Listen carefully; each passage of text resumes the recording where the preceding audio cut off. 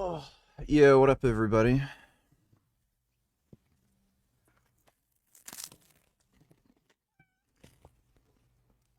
Okay, fuck. There you go. Get your rice cake. Gummy likes rice cakes.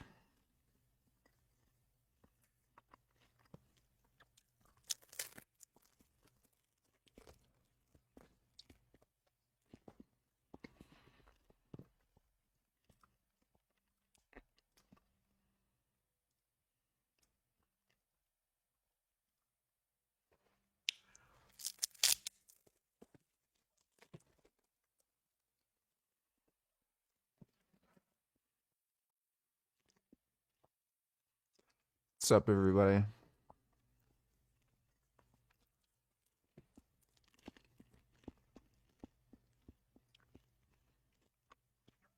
Favorite rice cake? I just like them plain. Oh my god. This cat loves rice cakes. Get the fuck out of here.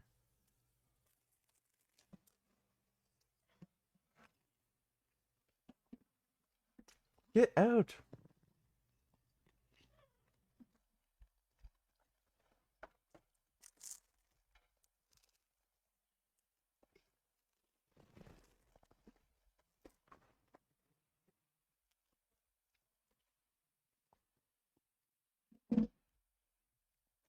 Yeah, I saw Hassan threatened Ethan's wife like a fucking retard. Get out! Oh my god!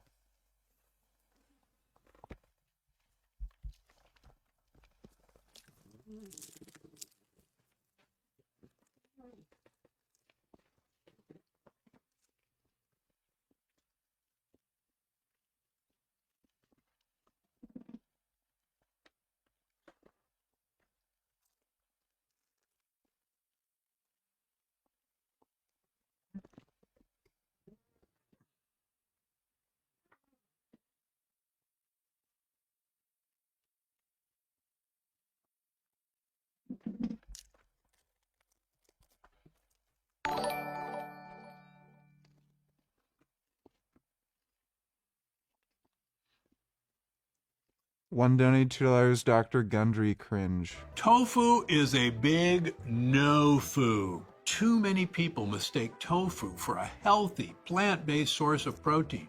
But if you ask me, it has no place in a healthy diet. Tofu.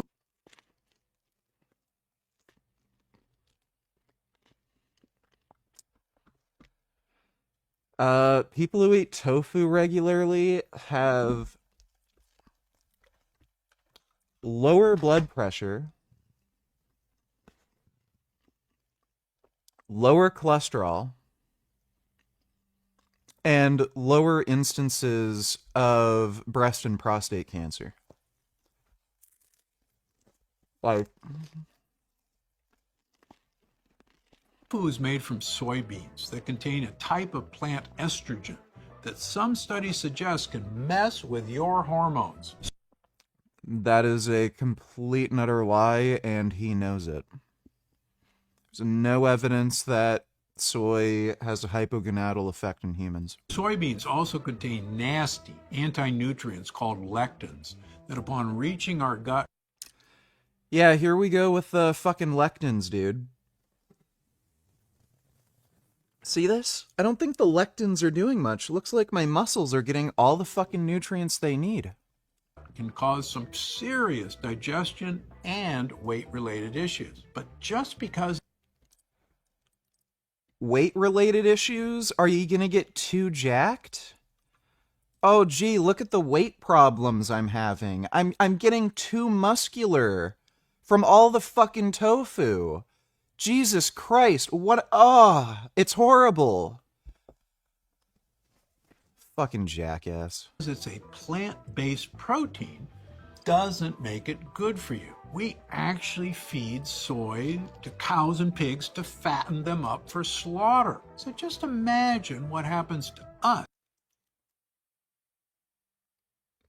Like, we feed a lot of things to cows to fatten them up for slaughter. We feed them soy, We feed them corn. We feed them wheat. We feed them any kind of forage there is. That could be grass. That could be alfalfa, hay. We even feed cows cows. They literally make cow feed that includes cows in it. Like, I can't stand these fucking idiots. Like, they have no fucking idea what they're talking about. When we eat it constantly, yep, eating these soy-fattened cows and pigs can eventually cause various health and even weight issues. Yeah, again, that's why people who eat soy have better biomarkers and lower instances of fucking cancer. Like, this guy's a fucking bitch. Between You know, by the way, this is the same guy who said smoking is good for you. Like, that was so fucking hilarious when I first saw him say that on Dr. Mike's podcast. Blew my fucking mind how crazy that dude is. He didn't even say, like, you know, nicotine has like these health benefits.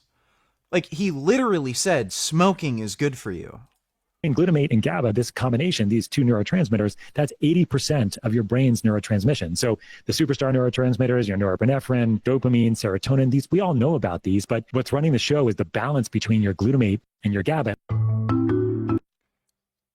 What is this stupid shit? Modern life and GABA deficiency, impact of hustle culture and cortisol, dopamine. I can't. Like, I don't fucking care. Let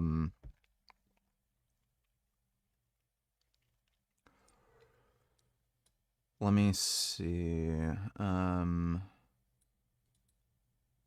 might be an interesting part in this. Debunking the serotonin myth. Ecosystem is a huge, reflection.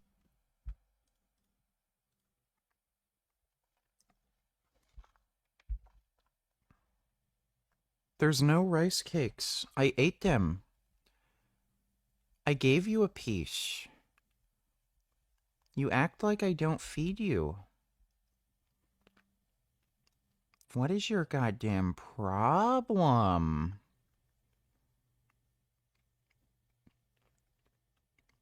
This is a nice cat. You're nice. We cuddled. We always cuddle. We did some good cuddling today. You're my little cuddle buddy. Love you, Gum Gum. He's so handsome. I love you, little baby. Action of that too. I think that's the point. Yeah, each of these has a piece, but to call out one single piece is... Look at this guy's fucking turkey neck, and then he's like saying soy is gonna make you fat. Like, what the fuck? I think missing, the bigger picture. Thank you. I'm happy to, to talk about that, because there are a lot of people out there that will focus on one thing, right? And I am talking about GABA today as a kind of that one thing on some level. But the thing about GABA is there's tomato basil rice cakes. They're so good. I might look for those. Funny clip of Nick Fuentes responding to Carnivore Super Chatter. Is this the old one from like a while ago? Do the fruits. Holy dude, do you fucking people ever get tired of this? You fucking loser. Eat an ancestral diet. Hey, shut the fuck up and kill yourself, dude. No one has told you this yet, but someone needs to. Shut the fuck up and kill yourself, dude. Oh, you just gotta eat an ancestral diet. Mainly meats and fruit. Shut the fuck up. Hey, shut the fuck up. Nobody asked. Shut the fuck up. Take your faggot ass diet advice and shove it up your faggot ass. Nobody fucking cares. Don't you just love this new phenomenon of every fucking faggot ass yuppie coming to you and telling you exactly what you need to be eating and doing? Huh. Ever since I got on this keto diet, ever since I got on the ancestral, ever since I got on the carnivore diet, shut the fuck up. Shut the fuck up. You know, like, honestly, every dude who does this carnivore diet thing, they are fucking gay as shit. Like, he's got a point. Is that all you fucking people think about is what you put in your disgusting maw? Huh? Is that all you think about is what you eat and when you shit? You gotta eat an ancestral diet and all your chronic conditions will go away. Oh, are you a doctor? Are you a licensed doctor? You're a scientist? Fuck you. I'm gonna eat Papa John's tonight just because you said that. I'm so over the diet stuff, man. The next person that tells me to get on a diet, I'm gonna shoot them in the fucking face with a gun. Dude, you just gotta try the ancestral diet. Shut up. You don't know what you're talking about, and I didn't ask. What is with that? It's like, this is like the new thing. Is every dickhead coming up to you and saying, hey man, you gotta try this new diet. I cracked the code on nutrition. No, you didn't. Eat an ancestral diet, your stomach issues go away, mainly meats, and you do have fruits. And if you do have fruits, time it before exercise. Otherwise, no sugar and carbs. Dude, kill yourself. Like, actually kill yourself. Like, do you hear yourself? Because if you did, you would commit suicide. You tried chicken and veggies, but that's crap because you need fat for energy. Red fatty meats. Fuck you. Fuck you and die. That's literally what I think every time I hear some carnivore diet bullshit. Thanks for the donation, nigga. Grey Knight Donate Tiller's trailer for new horror film just dropped. Do you think you become a dog person after watching this?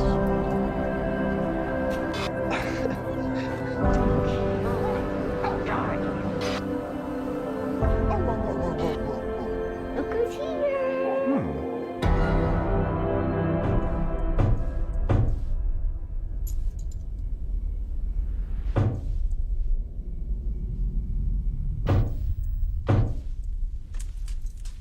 Oh, Shudder. You know, there's some interesting, like really small budget, high concept horror movies on Shudder. There's that movie, I think Skinamarink, on Shudder. That was pretty cool. To be fair, I did have to skip through, a fair bit of it, but it was a really kind of cool concept. So is this like a horror movie from a dog's perspective? Yeah. That's such a cool idea.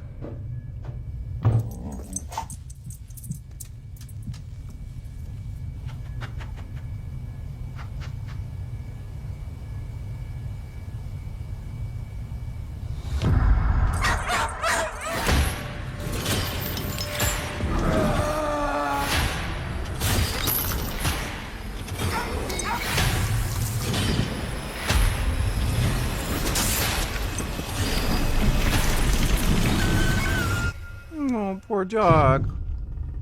I hope the dog's okay. That's pretty cool. I'll definitely watch that.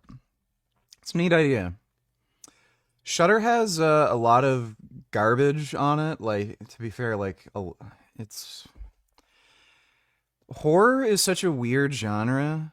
It's either like slop, just low budget slop garbage.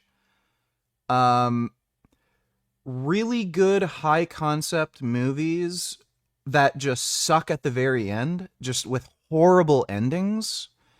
I don't know why there's so many horror film directors and writers that can actually make really good films with an interesting concept, and then they suck at making an ending. Or you actually get some good shit that nobody fucking knows about.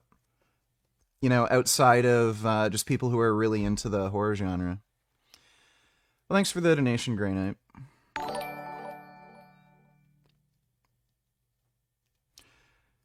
Hugh Thompson donated $2. Should they be forgiven?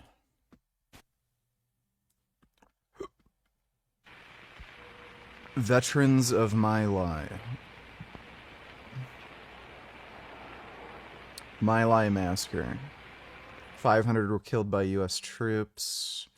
I don't know about the My Lai Massacre in particular. There were some of the massacres in Vietnam are fucking retarded. There were a lot. I can tell you Michael that. Bernhardt. Basically, the U.S. military was getting so pissed off that they weren't really making any real progress in Vietnam. So they just ended up having this retarded tactic where, let's just kill everybody. So they made up excuses for massacring these smaller villages where if they got the slightest hint or whiff that the Viet Cong ever interacted with any village in any way, they considered everyone Viet Cong. So if the Viet Cong traveled through a village at some point, they would just go in and machine gun like some of these villages. Tarpon Springs, Florida. Something a soldier has to do is to take orders and carry them out. Like we used to have to run around yelling, kill, kill, kill, just to get it in our heads, just to get that feeling that you can do it. That's what you do. I mean, really pointless. Women in the last village, and we killed an old man over there, too. Like when we're out there, we're staying out there, just out on the ground. Following the troops around, following them. It is a quirk of human psychology where people are willing to commit really heinous crimes when they're told to by an authority figure. But, at the end of the day, if we're going to hold Nazis, SS officers, Auschwitz, fucking guards accountable, then everybody has to be held accountable. So, should they be forgiven? Kind of depends. I think they should be held accountable, but if somebody is repentant, I don't see why you can't forgive them. Here's the war hero who was stopping it. Who is tougher? This monument marks the ditch where the largest number of people were executed. Scores of villagers rounded up in sweeps through My Lai were herded here to be... Em nhỏ nhỏ về là nó bò theo mương cây, thấy đứt ruột luôn. Bò theo mương cây mà tôi là sắp chết, nó chặn ngạt quá, tôi không có làm soi, mà có làm soi cũng không biết là bị. Thì là rạc, thì là ngồi thì có cái con thanh nữ, thì là rạc, cứ mình như vậy thì không biết là cái lý do làm sao. It's pretty fucked up. Lay down into the ditch and blowing them away. Here we are supposed to be the good guys in the white hats. It upset me. As we were flying over it one time, we noticed, some movement in it. And Andrada, who was my crew chief, spotted a child moving around amongst, the body. And we were, getting that child out of there. There was more we probably could have saved, but we, couldn't carry it. So we flew the child to Quang Ngai Hospital, I believe it was, and dropped it off with a nun there. It was a very sober flight going over there, very quiet. Trên người vậy, một thằng Mỹ nó đang đè chị, trên người chị không còn mặc cái quần áo mà nữa.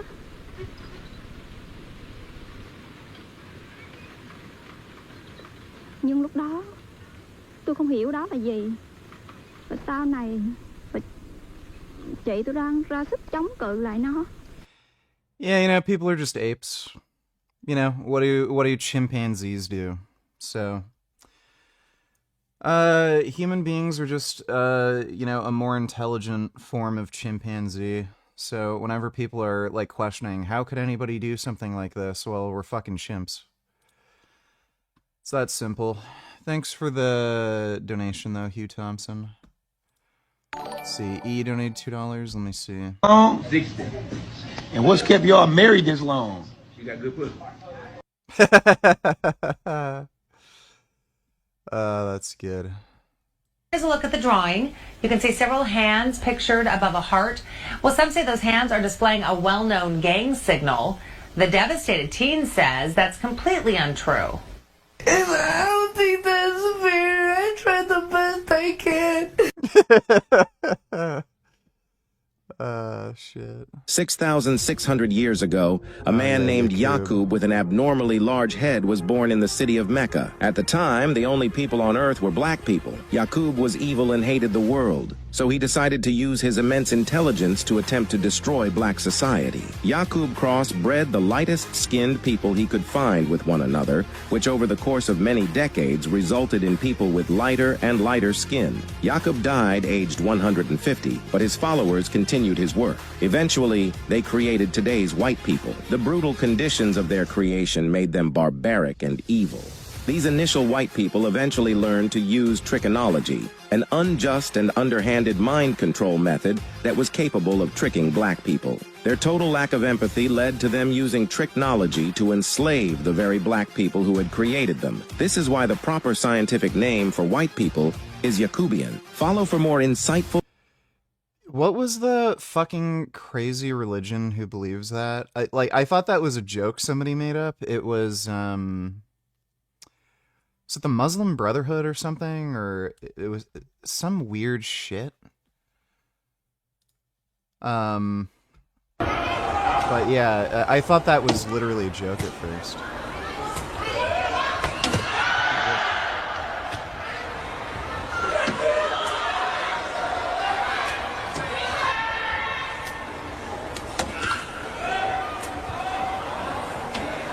That is far, far too difficult.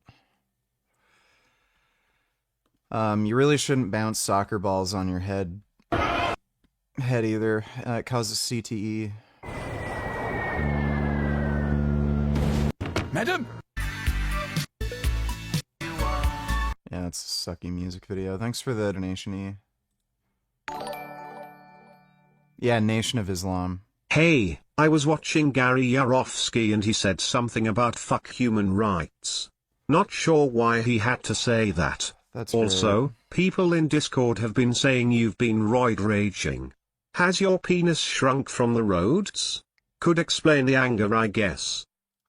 Roids don't make your penis smaller. If anything, they make your penis larger. Your penis can change size over time. So if it's exposed to more androgens, it tends to actually get larger. What steroids can do is cause your testicles to shrink because they're not being used as much, to produce testosterone. I haven't noticed any testicular shrinkage. They might have gotten smaller, but not to a perceivable extent. But yeah, if anything, steroids are probably more than likely to make your penis larger. At least if you're using testosterone as a base. And I have not been roid raging. If anything, I've been more kind of calm and level-headed and happy. But I've always fucking, gotten angry here and there and flipped out at people. That's nothing new. Thanks for the donation, though. My name is Bitchard. Retard donated $2. Let me see.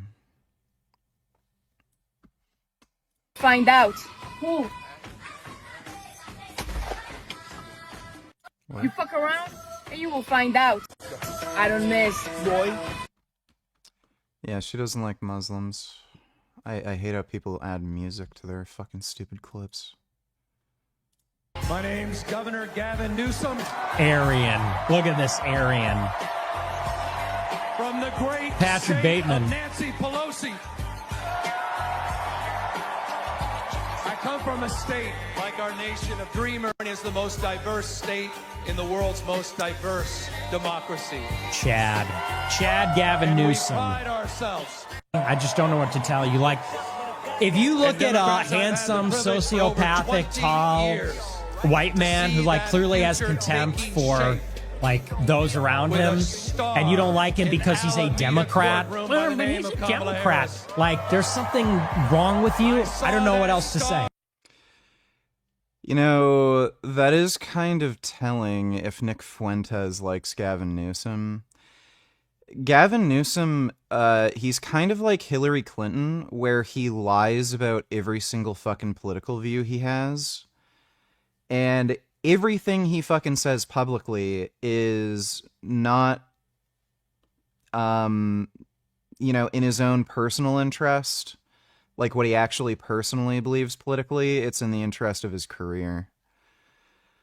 So, yeah, it is kind of funny seeing Nick Fuentes like a Democrat, but that is a little telling. On the 6th of September 2020, a police officer was sent to handle an incident after receiving... OnlyFans model stabs her boyfriend and pretends like nothing happened. All right, we'll watch some of that. Thanks for the donation, retard.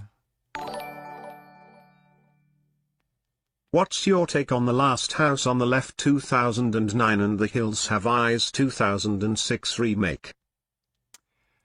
I have seen The Hills Have Eyes remake. It's not good.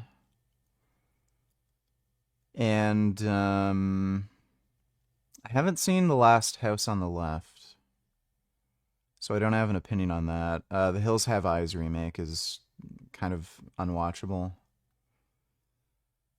It's just not good. Thanks for the donation, though. Human supremacy can suck my ass.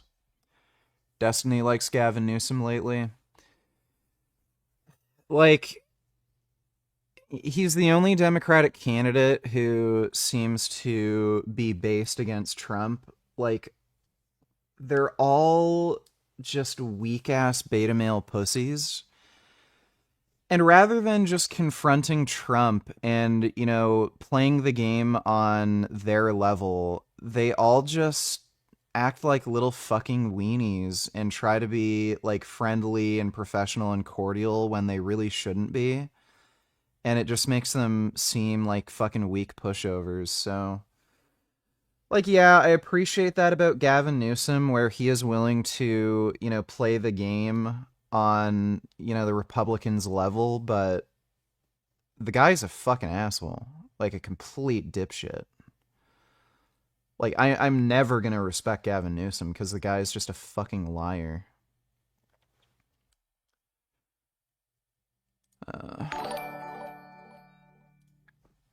Nick Fuentes is such a Degan piece of shit. Yeah, he is.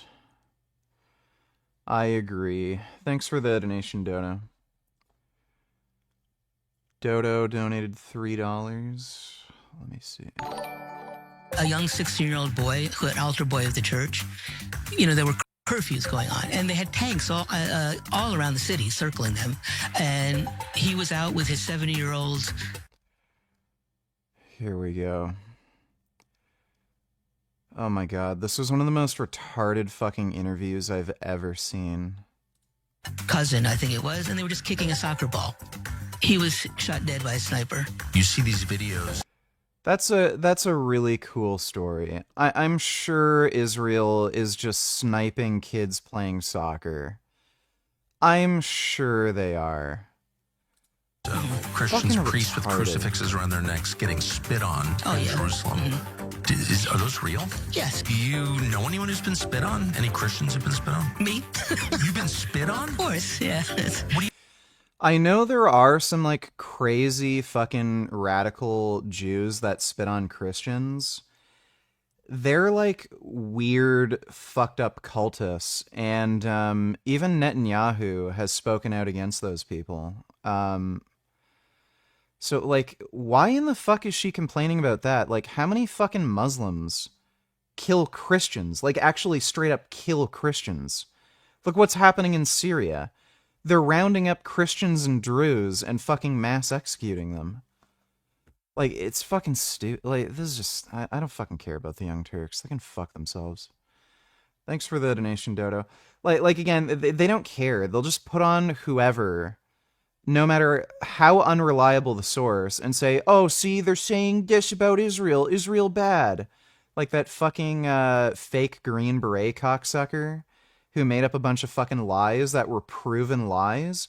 Have they retracted any of their fucking news stories about that guy? Saying, oh, well, sorry guys, turned out everything you were saying was untrue, but we're still suspicious of Israel. No. They played story after story of this guy who made up complete fucking lies, never retracted anything. They're not, like, they're literally worse than Fox News.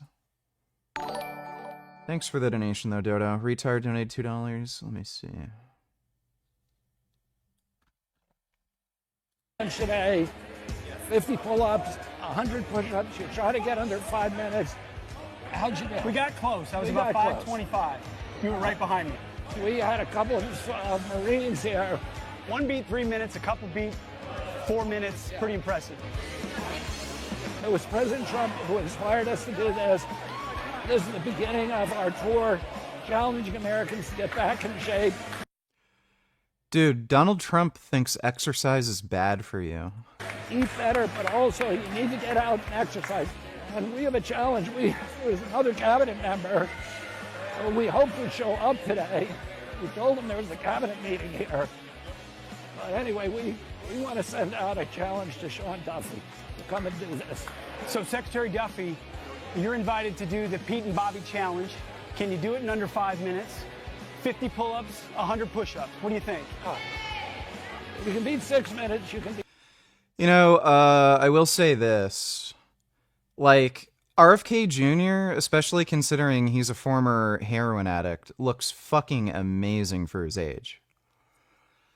Like, testosterone is a hell of a fucking drug. I'm convinced at this point, like, the majority of men should probably be on testosterone. There's not really any reason to not go on testosterone if your testosterone's below 1,000. Like, yeah, sure, if you don't like needles and you feel like it's a personal decision at the end of the day, but I mean, if you want to optimize health and physical performance, I honestly think at this point, you should just take testosterone if your total test is under 1,000. Be part of this. And yes, thank you, President Trump, for setting the example. Presidential physical fitness, make America healthy again, fit, not fat. Yeah, and you know, at least he exercises. Thanks for the donation, retard. Serious question. How is Sugar Boy leaner than you? Even though he's 50 plus years old and full natty bra. And you're in your 30s and on steroids? Shouldn't you be leaner at this point? You were even leaner when you took your profile picture. Well, first of all, he is on steroids. Second of all, I don't even know if he's leaner than me at this point. I'm not sure. I'm pretty fucking lean right now, dude. But thanks for the donation, 21st. Does test improve longevity? Yeah. So the most current data shows that men who take testosterone replacement therapy do in fact live longer than men who don't. There's other prospective cohort data showing that men who are at the upper range of testosterone, around 1,000, they live longer than men who are at the bottom of the range. So the lower your test is, the shorter you live. And dude, just the way it changes your mood, mindset, lowers stress, encourages physical activity. It also changes your body composition and the way you store body fat, where you end up storing less visceral and gynoid fat. Like, yeah, I'm pretty convinced at this point that if you're under 1,000 tests, you probably should just go on testosterone. Like, it's pretty fucking awesome, dude. You obviously have to, you do have to monitor certain things, like you want to make sure that your red blood cell count, hematocrit, is kept under control. You might have to get a phlebotomy occasionally, or like you don't have to literally get a phlebotomy. You can just donate blood, but you might have to keep that under control. And you might also have to keep an eye on blood pressure and left ventricular hypertrophy or maladaptive cardiomyopathy. Just because of how, androgens affect your heart and shit. But that's pretty easy to manage. So if you can manage those side effects, and not everyone gets that, if you can just manage those side effects, yeah. Like, dude, just look at RFK Jr. The guy's a fucking heroin addict.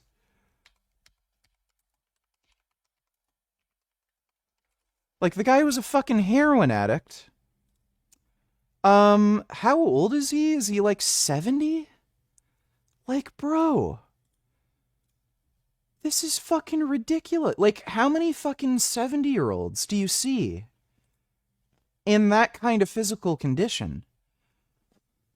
Like, why the fuck wouldn't you take testosterone?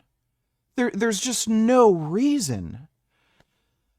So, yeah, like, dude, no one is gonna look like that at 70 without taking testosterone. Like, fucking nobody. So, yeah, I'm very convinced at this point that you really should just go on testosterone. At the very least, when you end up getting older and you feel yourself, slowing down. But I think if your test is under 1,000, then yeah.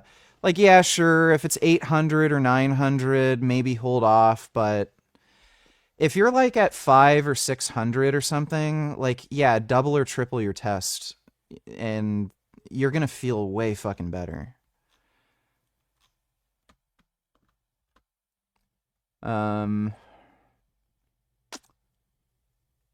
But I don't know how I got sidetracked and started talking about that. Do you like manatees? Yeah, manatees are dope. The Double Down Sex Offender donated $2, $1.29. Look at this empathic soldier right here. Clearly has so much empathy. This is shorter. It almost seems like they're doubling down on it. The black guy killed himself over it, though. Is this more of the Vietnam stuff? 129.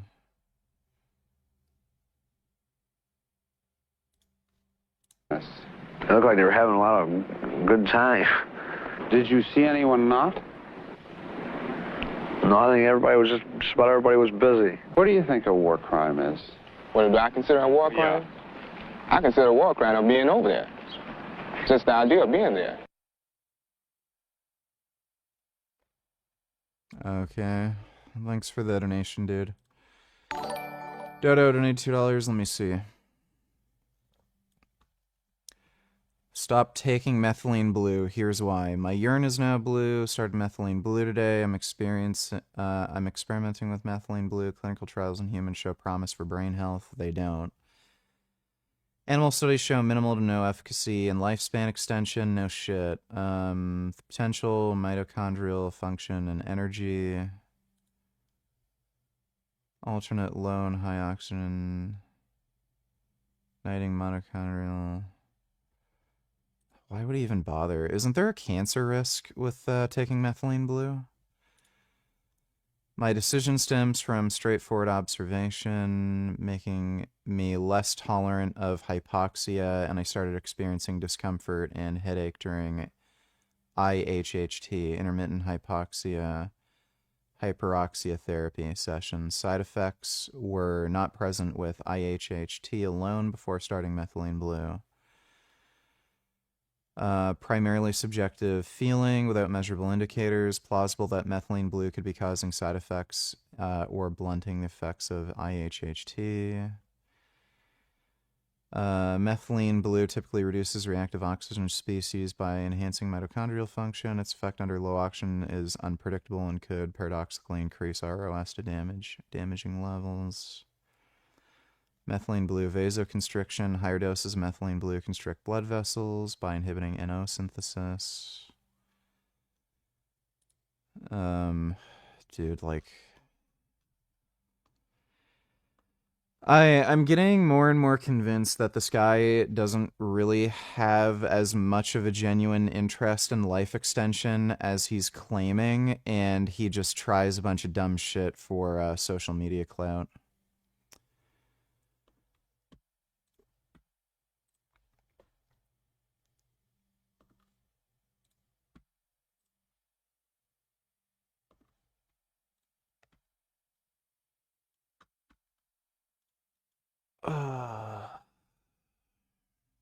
I used to be an officer in the IDF, and I took many missions in Gaza.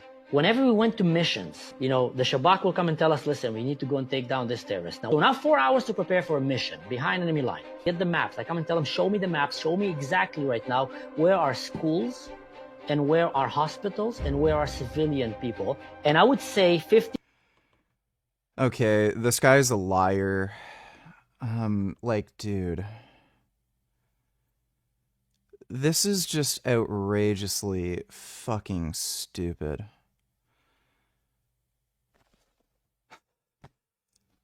So they're planning operations to either take out or arrest terrorists, and this guy is saying, I made sure I knew where all the civilians were and where the schools are and the hospitals. Like, as if relevant details about minimizing collateral damage and, you know, keeping civilians safe and like, all this isn't being fucking discussed. Like, this guy's just making this shit up, dude. 50% of my briefing to my soldiers is telling them, if you get shot from here, you can't shoot back. If you get shot from here, you can't shoot back. That is a bullshit lie. If you're getting shot at... There is no fucking military on the planet who will say, yeah, just die. If you're getting shot at, like, just, that it's too bad. There's civilians around there, so just die and get shot. So he's just lying again. That is made up bullshit. Dude, I've had friends who've served in the Marines.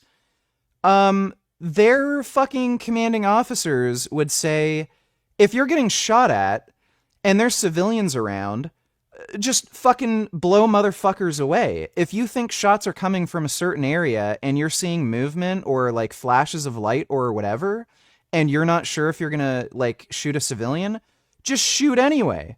Like, the civilians shouldn't be around there. They can like fucking run away and hide. If they're stupid enough to just like fucking hang around during a gunfight, then they can get blown up.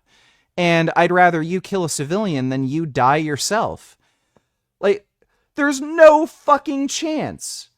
And by the way, like, within reason, this sort of thing isn't a fucking war crime. If you're trying to defend your own fucking life and you're actually trying to complete a legitimate military objective, so like capturing a terrorist, and you're getting shot at and there's a risk that you could shoot a civilian if you return fire, it's not a fucking war crime.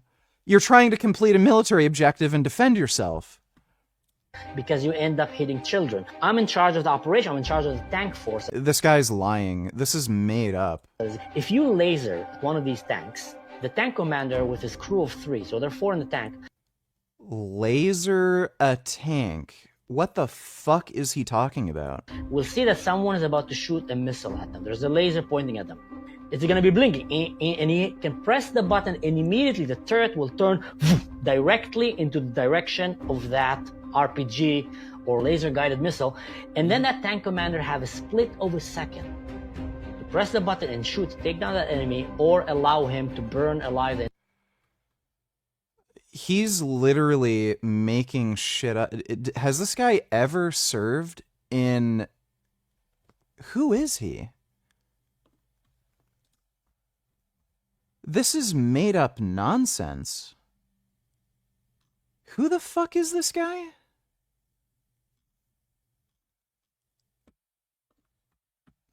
The entire crew. Now, what did the Palestinians did not once, not twice, so many times? They'll gather children, give them candies, bring them around, and then one of these jihadists, dressed like a civilian, will pull up one of these launchers, laser the tank. Now, it's a win-win, because if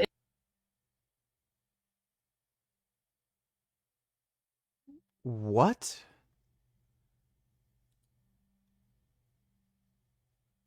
I'm sorry. Terrorists will hand out candy to children and then pull out an RPG and then shine a laser on a tank? What the fuck is he talking about? Israel shoots at him and all the children are dead. One jihadist, 10 kids are dead. Very bad for publicity. It's gonna help promote the Palestinian agenda. If they don't... Yeah, whoever that guy is, he's lying about everything. I don't think he's ever served. That was some of the stupidest fucking nonsense I've ever heard in my life. Please help me, I need food. Please help me, I need food.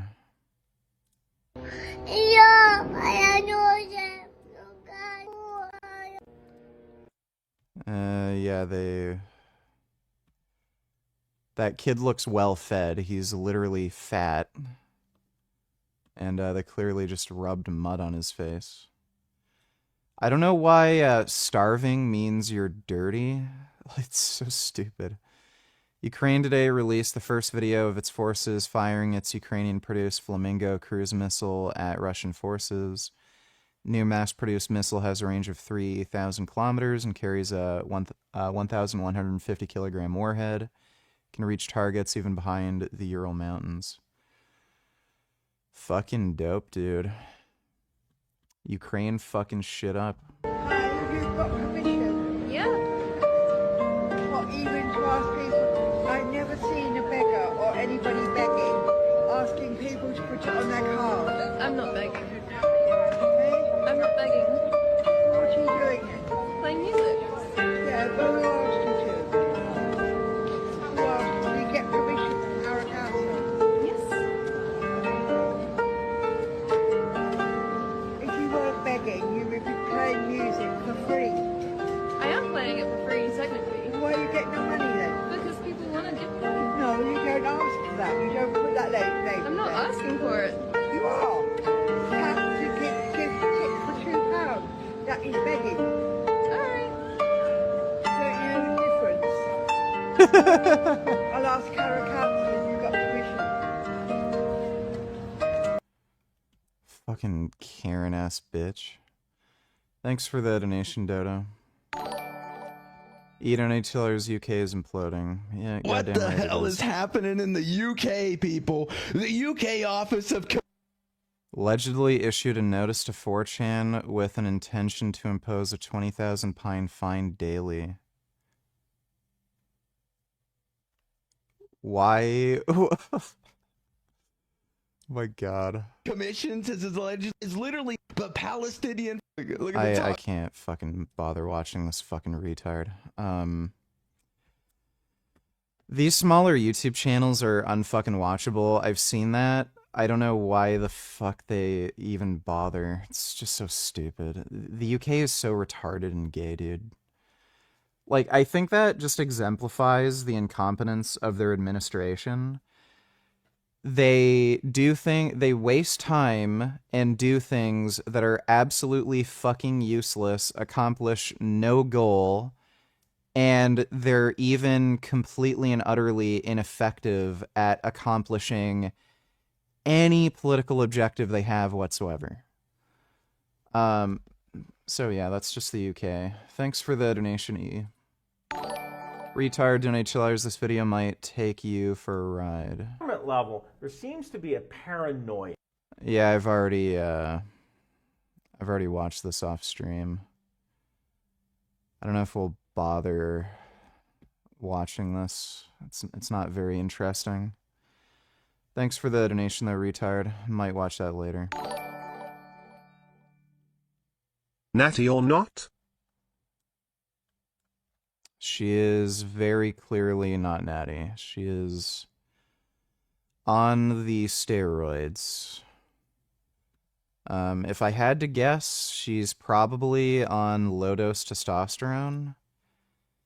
And she might also take Anavar, Winstrol, and growth hormone. But, yeah, she is very clearly not natty. She has a great ass. Great rear end. Yeah.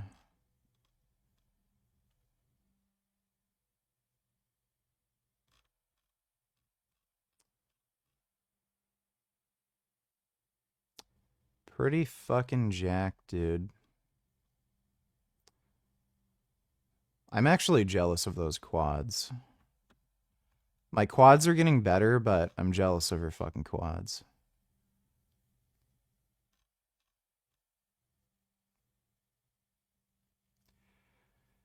But yeah, dude, steroids are pretty fucking awesome. Yeah, she has a nice butt.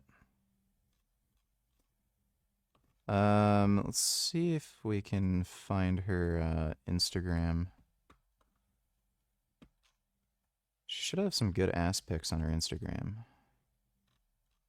Yeah, there we go. Damn. That is some nice cake.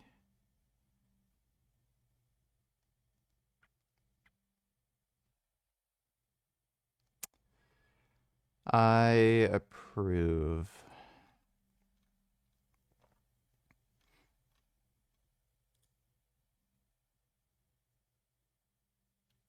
Fuck yeah.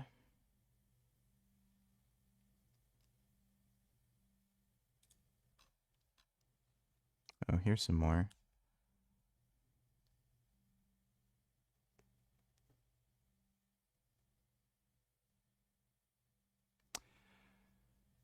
Whenever I see a chick like bent over like that, I just like imagine myself as a missile and just right up the rear end. That is a good bum. That is a very good bum.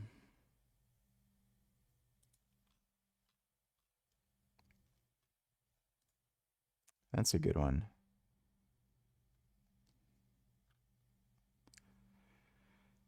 Yeah, you know, might actually be a good thing that I don't have a gym membership anymore.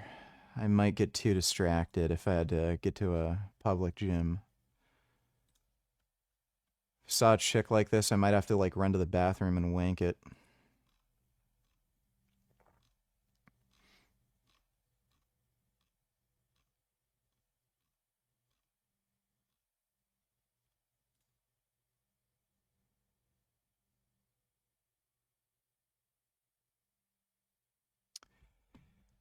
Yeah, that's good. Thanks for the donation, Jessica.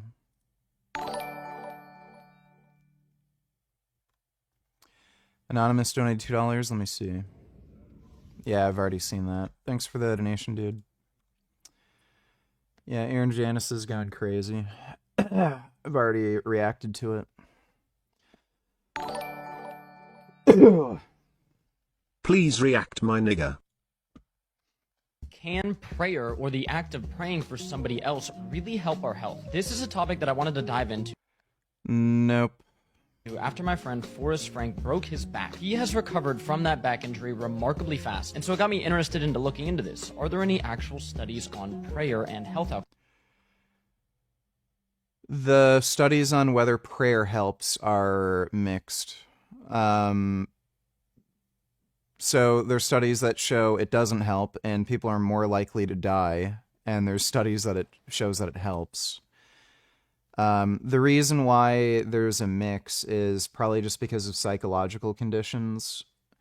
If you tell somebody they're enrolled in a study where they're trying to see if prayer works, somebody with a serious disease that has an interest in proving their religion is real, that might put extra stress and nervousness on them that ends up killing them, due to the stress. And conversely, if you don't apply that stress on them and they're not necessarily aware of the study, there could be social factors involved where if somebody believes they're getting some kind of help from God, that may be reassuring and calm them down and make them less stressed and then more likely to recover. But prayer, like the idea that God will actually help you if you pray, I can guarantee you, just about every single fucking person that was exterminated in the Holocaust prayed before they were fucking exterminated and sent to a gas chamber. And out of the 10 million people who were either shot or gassed to death, prayer didn't really work out too well for them, did it? Outcomes. And it turns out there's one of the most fascinating PubMed papers I've ever read. Let's dive in. This clinical trial is called Positive Therapeutic Effects of Intercessory Prayer in Coronary Care Unit Population. Intercessory means people praying for somebody else. While they acknowledge that this is one of the oldest forms of therapy, they wanted to dive in a double-blind, placebo-controlled study way of seeing if there's really any effect. There were 393 patients randomized in this trial. 192 basically had people praying for them. 201 were the control group, so they did not. The group that had people praying for them had a significantly lower severity score. This means the recovery was just way better. The control group that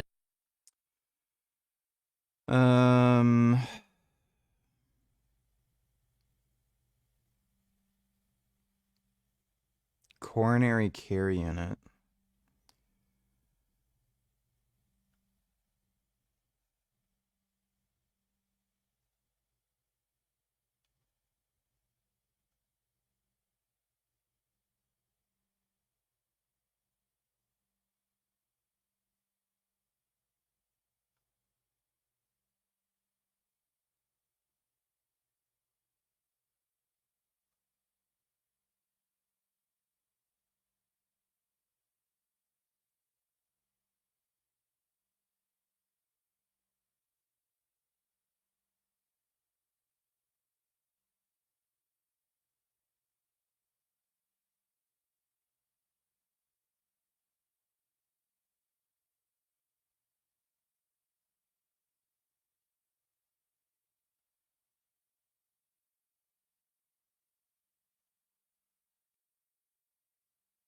I'm confused how there was double blinding. How was there double blinding? I don't know if this is an author, like an editor error or something. But this sounds like they wouldn't be able to double blind this because they're literally telling they're literally telling a bunch of people to go out and pray for a group of people. So like somebody would have to know.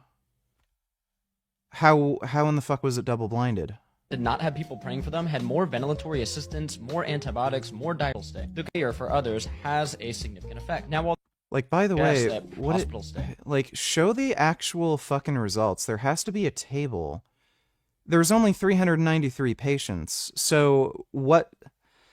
Saying significant, they're probably talking about statistical significance.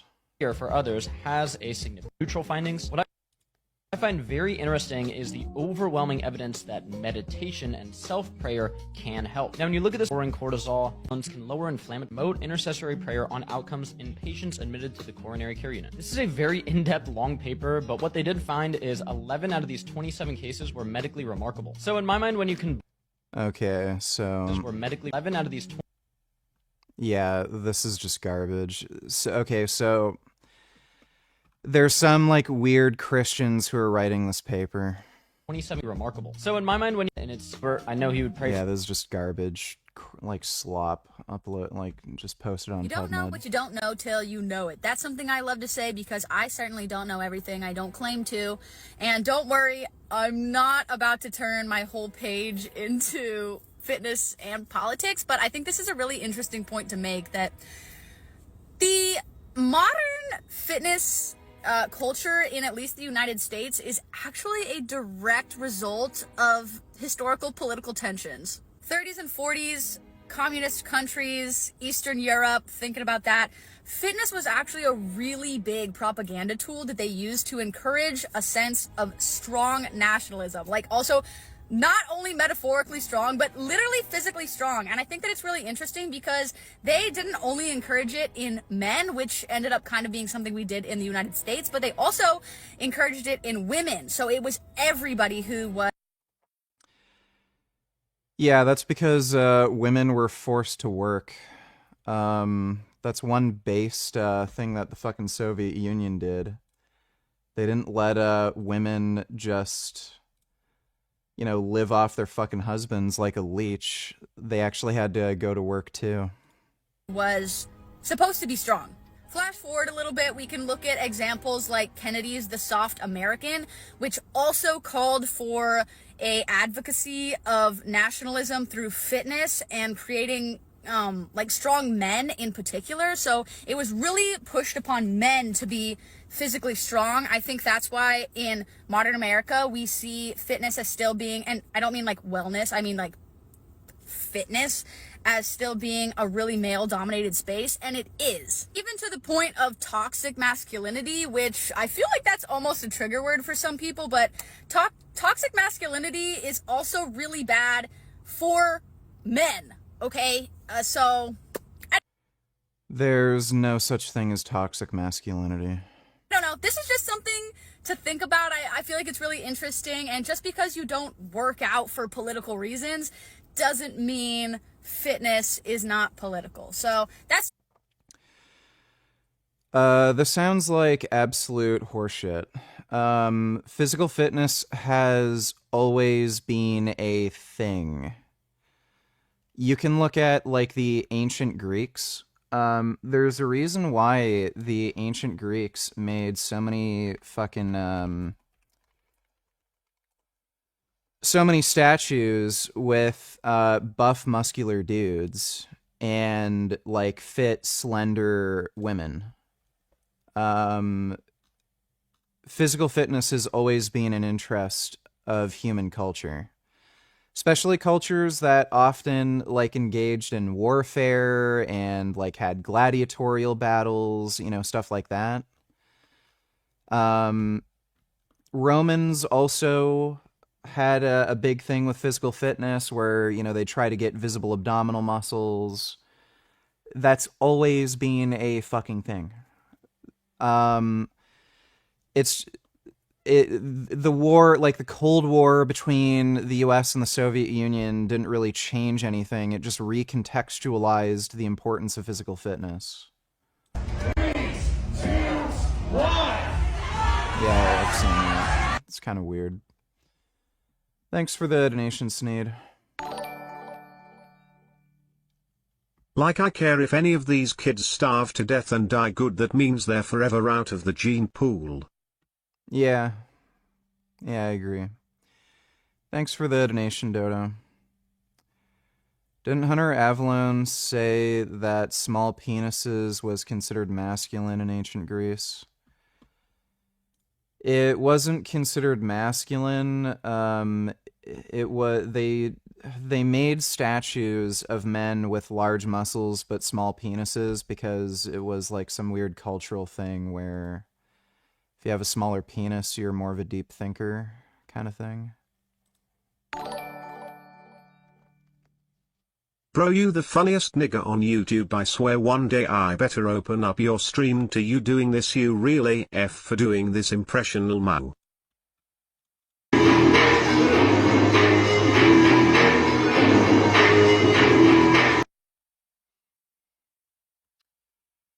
I don't know, that seems like too much effort.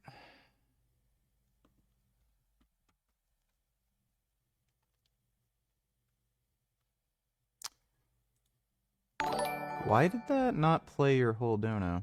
Bad news, VG. The issue here, what's the excuse? Also, you real as fuck for doing this impression. To go back to eating animal products? Have I experienced the benefits after introducing animal foods? Yes. Yeah, thanks for the donation, dude. Every morning, Godar's Malai opens dozens of envelopes containing ticks mailed by bite victims. Malai is an entomologist on the lookout for longhorn ticks, an invasive species that, unlike other ticks, can reproduce itself through cloning. The tick is present in at least 21 states and is rapidly spreading across the eastern U.S. Here is a female longhorn tick. As you can see, the body is reddish brown. Scientists at Malai's lab at the Connecticut Agricultural Experiment Station have identified an emerging bacteria in the longhorn tick for the first time. The pathogen can lead to ehrlichiosis, a tick-borne disease that causes symptoms such as fever, severe headaches, rash, and potentially death. Climate change, which is creating warmer and wetter conditions around the globe, is influencing how longhorn ticks transmit ehrlichiosis in places like Connecticut.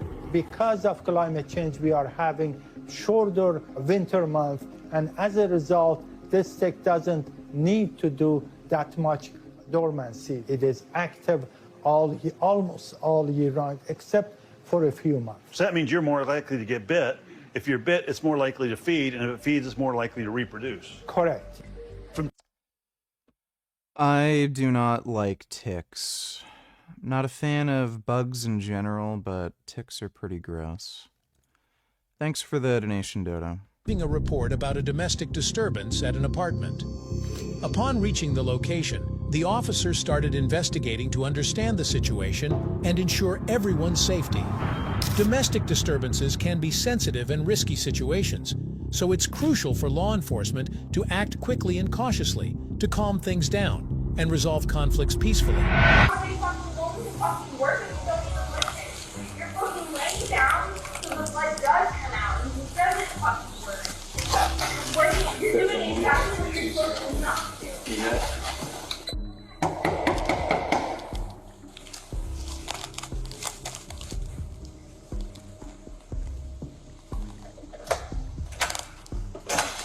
Hello. Hi. We got a call for a noise complaint, and we can hear you guys talking about blood, so we're here. I mean, blood is normal, but Okay. We just need to check on everybody because it's all over your pants. I mean, yeah, but Upon arriving at the scene, the officer immediately heard loud voices suggesting a What was Frank's eye surgery actually supposed to do? Are there any photos around from other people that show the before and after of a successful cosmetic version of that surgery? I've only ever seen that surgery performed on people who have, like, Graves' disease, I think it's called, where your eyes bulge out of your head. It's, like, for people with thyroid issues, basically, who end up getting weird cosmetic issues from their eyes bulging out. I've never seen anybody get that procedure just because. So, I don't know how Frank was able to convince that doctor to do it for him. It seems like something that's highly fucking unusual for somebody who doesn't have Graves' disease. So, yeah. He did it just for cosmetic reasons. He thought it would just make him look better. I don't know exactly what idea he had, but thanks for the donation, Potato Chip Disaster.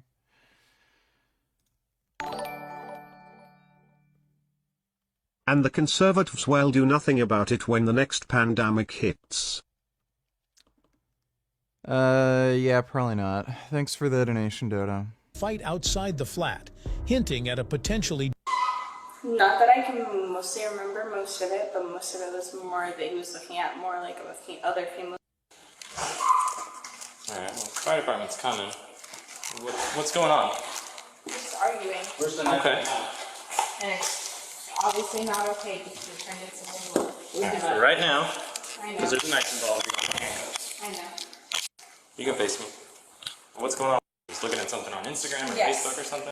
He was asking for his key back, which we're moving in together anyways. And I'm like, no. Did you And say anything? actually more of a like, see. If you need anything, you got my stuff. We'll do. Alright. See you later, man. Alright.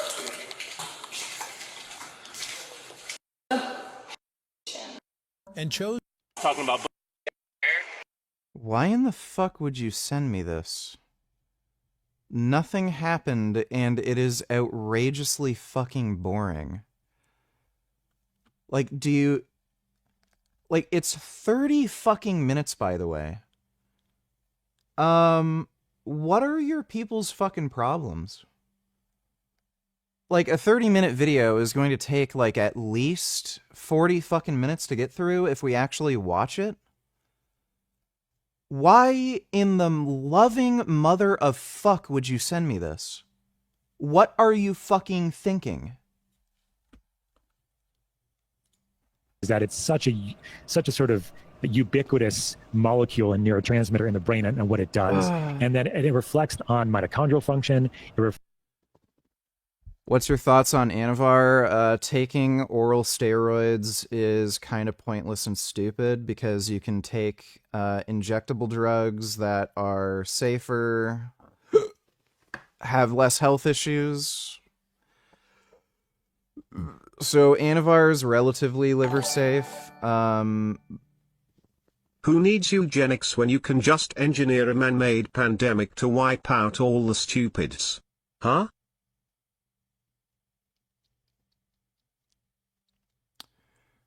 Well, the disease isn't necessarily discriminating enough. Thanks for the donation, though, Well Mage. Like, Anavar is relatively liver safe compared to other orals, but it's still going to cause liver damage, and it's going to fuck up your lipids, your lipid profile, more than injectable drugs. So you can't really stay on it long term. Whereas testosterone, you can just stay on. Like, it does have benefits for, like, nervous system efficiency and shit, but again, you can take safer drugs. Like, Masteron is going to give you a similar effect. It's also a DHT derivative, but it's not going to cause liver damage. It reflects on your sympathetic and parasympathetic balance, which I think is the big part here, Dr. Gundry, which is that so many of us, as I said, are living in that sort of hustle culture that we don't realize that it's actually when we relax and rest, that when we heal, we detox. And if you're somebody who likes to perform, actually your GABA levels actually go up too. And so then that's why you feel better after a meal. It's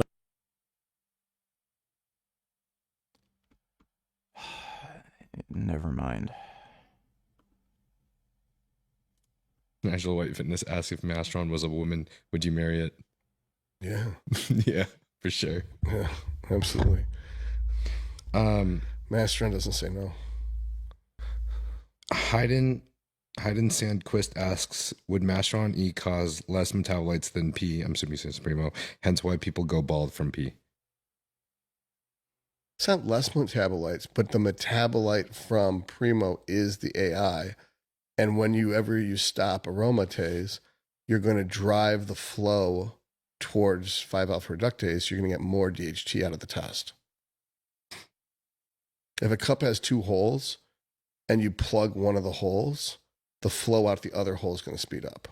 This is whatever. I'll ask it anyways. The real Meoff asks recommended dosing for a test mass Anavar stack. This is definitely going to depend per person. Yeah, it's like 20 to 40 milligrams of test a day, probably 25 milligrams of Anavar pre-lift sublingual, and all the rest of your gear load should come from MAST, whatever that needs to be. Okay.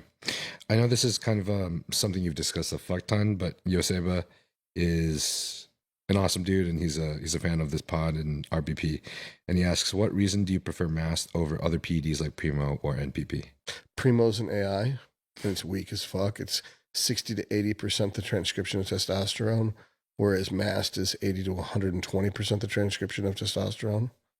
So transcription of DNA into protein, which is what you're looking for, is how much protein are you getting milligram per milligram. And then NPP, that's about 60 to 70%. So basically MAST can be up to twice as strong as Primo and Nandrolone and has almost no side effects at all. With the amount of drugs, with the amount of Primo you'd have to take to be equivalent to Masteron, it would drive up the DHT conversion from your test so high that extra DHT would cause the HDL suppression that the Masteron causes anyway. And then because the nandrolones have a progestational effect, it causes gyno in most people. If you've got no nipples, fuck it, rock the nandrolone.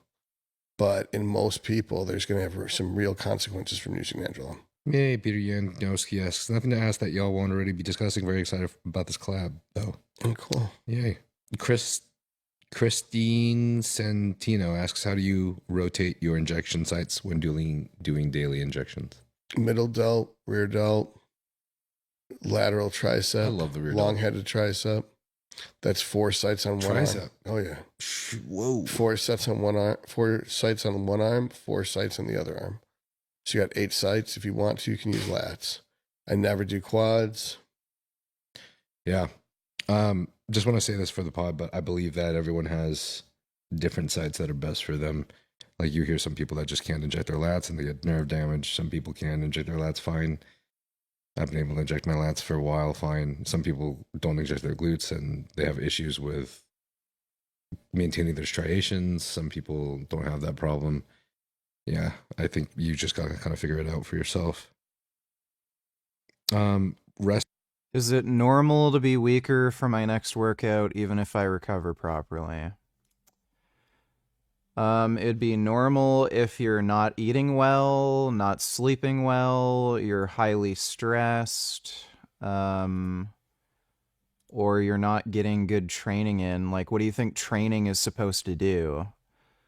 So when you train, you make an adaptation to the training and you get bigger and stronger. So if you're getting weaker from workout to workout, you're doing something wrong, clearly. So no, it's not normal. There's some sort of problem there where, again, you may not be eating well, you may not be training well, you may not be sleeping well. Could have some kind of health problem. I had a friend of mine who had low testosterone, and he had issues with making adaptations from session to session. So, but yeah, I mean, if you're training well, then you should be getting stronger session to session, not weaker. That's the whole point of training, to get stronger.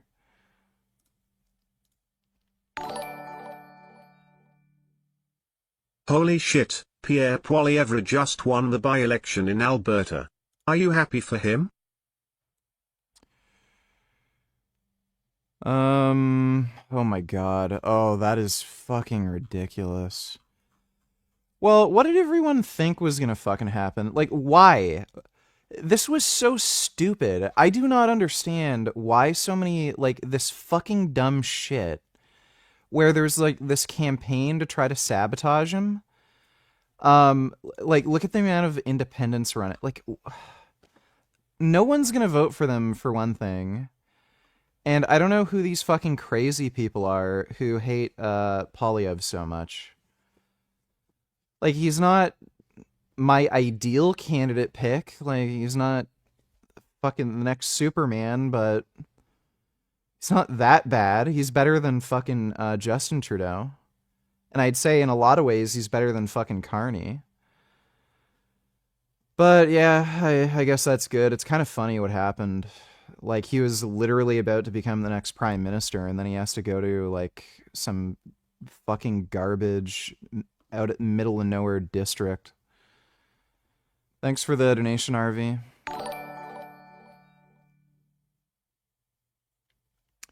Dodo, donate $2. Do you think David Goggins is motivating? Yeah, like, I mean, I'm sure he has motivated a lot of people to improve themselves and, you know, start working out and, like, actually do something with their lives. I think his story is inspirational. It's just that some of the stupid shit he does is, like, just downright fucking retarded, you know? Like, running for so hard and so long that he gave himself rhabdomyolysis. Like, is there a fucking particular reason why you have to like nearly kill yourself for no reason. So that sort of shit is stupid, but like the idea that the guy had, you know, a cognitive disability, he had some sort of learning disability, grew up in a really shitty situation, not a great family, and he was like this fat, sort of unmotivated dude, and he just turned his life around. I think that is, you know, a good story that can help uplift people. But thanks for the donation, Dodo. Restless 1982 asks BP Meds if Telmisartan doesn't get the job done. I think you got to fix the real problem. Why do you have high blood pressure? It's probably because you're using too much test. Yeah. It's a cycle design. If you don't have blood pressure problems when you're off cycle and you do when you're on cycle, then the problem's your cycle. Not finding the right med. Cycle and lifestyle, I would say. Right. Well, I mean, if... React to this VG. This is Democracy Now!, democracynow.org, the War and Peace Report. I'm Amy Goodman in New York, joined by Democracy Now!'s Juan Gonzalez in Chicago. Hi, Juan. Hi, Amy, and welcome to all of our listeners and viewers across the country and around the world. Well, of our era. This lady is just a dumb bitch. Children's entertainers on YouTube. Much like Mr. Rogers before her, Ms. Rachel has not shied away from speaking out about injustice. Palestinian children on her show. So now we're going to go back to that video we just played of Ms. Rachel singing with Rahaf, a 3-year-old girl from Gaza who lost her legs in an Israeli airstrike. She's absolutely delightful. Biba's family. This is what you call hardcore grifting. So, yeah, that's great. It's kind of interesting that she never considered going to Israel and meeting with any Jewish children that ended up getting shot or maimed or whatever after the October 7th massacre, but, you know, they're Jews, so, you know, that's just supposed to happen. Thanks for the donation, Dodo. Right, I mean, if they're eating chili cheese fries and Big Macs, then that's probably going to be the not doing problem. cardio or anything, too. Yeah. Negative Jack Jack asks, when getting blood work, what should you do before to get accurate results? Drink a gallon of water. Okay. And then the estrogens, usually I keep it high enough to we're getting a lot of IGF-1 conversion. So I want to have them at least at 1,500 ng per DL test, and I want them at least 300 IGF-1. On average, what estrogen and GH do you normally have them at? Probably 40 to 50 estrogen and probably like 2 IU of GH. Okay. As little as that much, 20 milligrams a day of test and 2 IU of GH will get them to 1,500. With 71 DHT, 70 DHT, 1,500 test, 40 estradiol, 300 IGF-1. To me, that's you've graduated first grade and you're now ready for anabolics. There's no reason to use more of that shit if you're there. Do you find any of them have any issues with, I guess, their estrogen that high at 40? No. Because it's divide 1,500 by 40. It's almost a 40 to 1 ratio. It's like 37.5 to 1 or something like that. What about individuals that just tend to be more prone to gynecomastia? If they're that overweight, they shouldn't be using steroids. You should be on a fat loss diet. So I would basically, in that case, run them lower on test, run them high, replace it with Masteron. Like, what do you mean replace it with Masteron? So if I would run 10 milligrams of test a day and 10 milligrams of Masteron a day, then they would get half the estrogen. Same anabolic load. Okay. Yeah. Now, if somebody wanted, if we're talking about like you want to get. I have a 10 mil vial of Masteron. I'm gonna wait for I'm gonna wait at least another like month and a half before I consider taking it. I want to get my blood work done while I'm on the test dose and GH I'm on right now. see where my test is at and everything, and just so I have like at least some form of reference for like where my lipids and blood pressure and like all that other crap is before I start adding in any other anabolics, just so I know what the Masteron itself is doing. But I might even wait longer. Like, it looks like I'll be able to make gains just fine with the test dose I'm on and the growth hormone. So I might hold off for a while before trying out Masteron, but we'll see.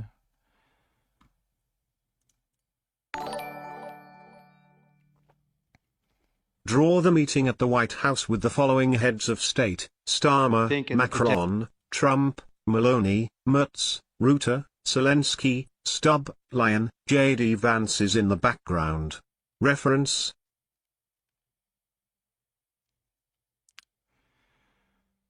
I really don't want to do that.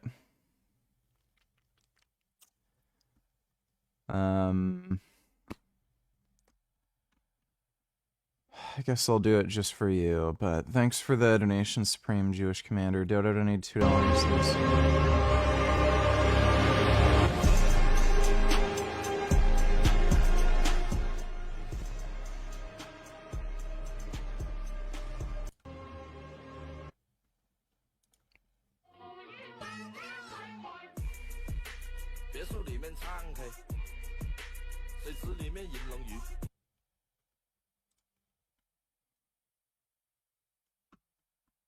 I call it artificial intelligence. I call it Alibaba intelligence. Yeah. Might end up being true. You never know. It's so difficult to predict the future. 99.99% of the predictions the human being had in history about the future, all wrong. Including that one? Oh yeah. Only, the 0.00% of the prediction are right. They're right because by accident. Can you explain how you calculated your latest round of tariffs? Was there a formula that was used? And do you expect any of these countries to face tariffs as well? The formula was a formula based on common sense, based on deficits, based on how we've been treated over the years, and based on raw numbers. And we're going to have a couple of more coming out today. Brazil, as an example, has been not good to us, not good at all. We're going to be releasing a Brazil number, I think, later on this afternoon or tomorrow morning. But they're based on very substantial facts and also past history. You look at the past history, we never had anybody in the White House that understood the numbers or were into it like I have. Can you Yeah, Trump's pretty stupid. You were so mean for stealing the bees' honey. At least that's what people keep saying. It must seem like they do all this hard work and then we just take it away. But there's more to this story. In nature, bees often build their hives in hollow trees. There, they have safety, privacy, and room to grow. Once they outgrow their space, they split up by swarming. In nature, bees tend to have to fight off many pests, diseases, and infestations. Their tree has a capped amount of space, and old comb will sit, get really dark, and become unusable. As a beekeeper, I can help to prevent and treat many of these issues. I assist in pest management and prevention. I remove old comb that is unusable and like whenever anybody says this, they're full of shit. Honeybees are not wild. They're a domesticated species. So wild bees are not the same species of bee that, we make honey from. And, you're bringing these animals into existence. Like when you say, oh, well, we're giving them a better life, you're not finding bees out in the wild and then having them make their nest somewhere else. You're just breeding them into existence. So this whole, oh, well, I'm helping the bees. Well, you're not. You're breeding them. likely to foster future diseases. And lastly, I can expand or contract their living space. If they need more room to grow, I can allow them to do so. But if they're overburdened, I can shrink their home and make it more manageable. Through this process, they can build massive hives with so much excess honey that they'll never go through it all. I can then take those honey frames and give them to another hive if they're struggling and in need of more food, or I can harvest them for myself. It all comes down to working with the bees, not just stealing. And of course, beekeepers only ever take excess. We are always mindful to leave ample food reserves for the bees. That's not true. They'll literally just feed bees sugar water. I like bees. Bees are really cool. I had a bee land on my jacket. Where's the video? I uploaded the reel. There it is. Yeah, I had a bee land on my motorcycle jacket. Took a video of it. That's a bee. I like the little bee. Look how fuzzy he is. That's a nice little fuzzy bee. Bees are nice and fuzzy. I really like bumblebees. Bumblebees are so cute. Haven't seen any bumblebees this year. Well, yeah, honey's fucking terrible for you too. It's just a really, really bad form of sugar. Can you rots your fucking teeth like crazy.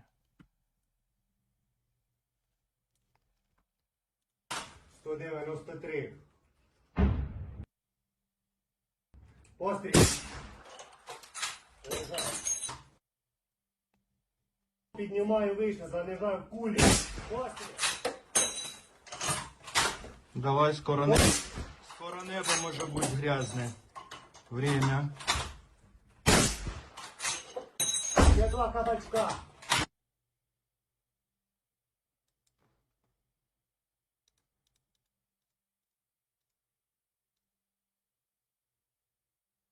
Yeah, is that a machine? Whoa. That looks like that's a machine. Oh no, wait. Is that a dude firing? The spotter's reloading for him? Время. Huh. 4-kilometer shot is, fucking crazy. Thanks for the donation, Dodo.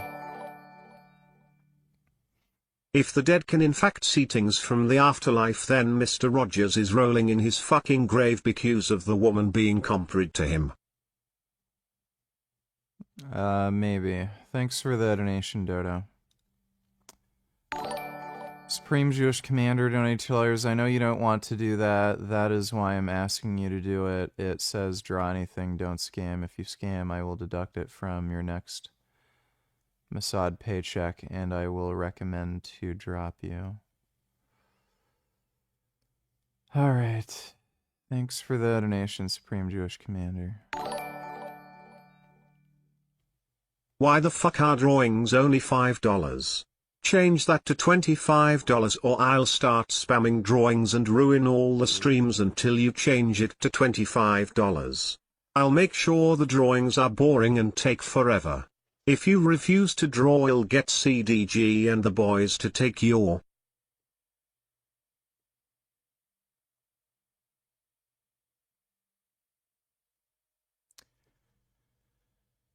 I am so fucking tired today. Oh my god, you have no idea.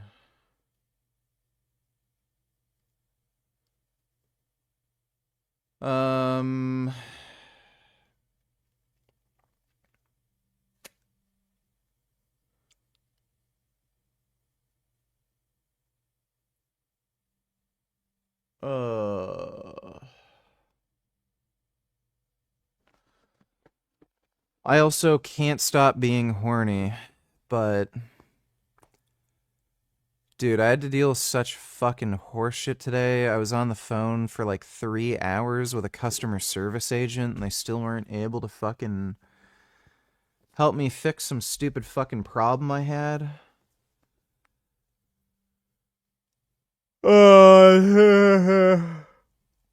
I'm just fucking exhausted.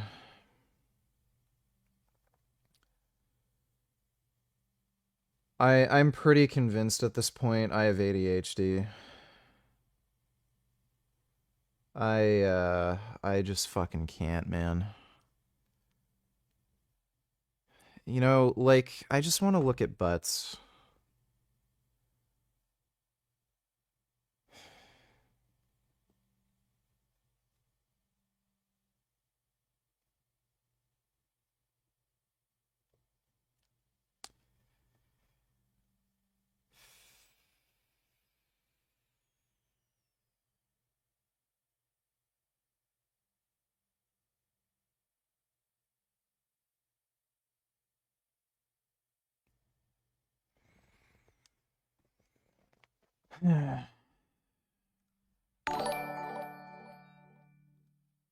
Agreed. VG plus bees are one of the few insects that are sentient and are highly intelligent and even know how to use tools. Yeah, bees are pretty smart.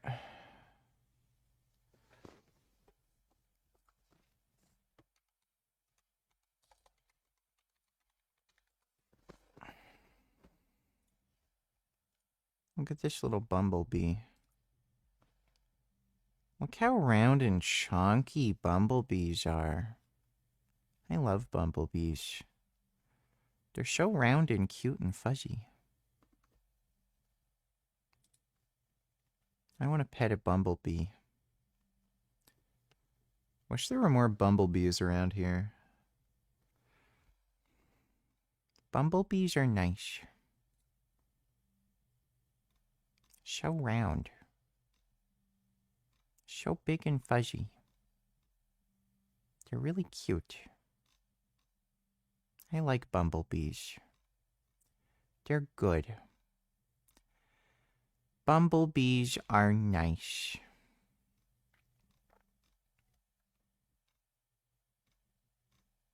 Those are nice bees. Thanks for the donation, Dodo. To be fair, there are some people that collect honey from wild bees, like even killer bees, for example. I'm not fucking kidding. Oh boy, starting to get swarmed. Holy. Yeah, I know there's,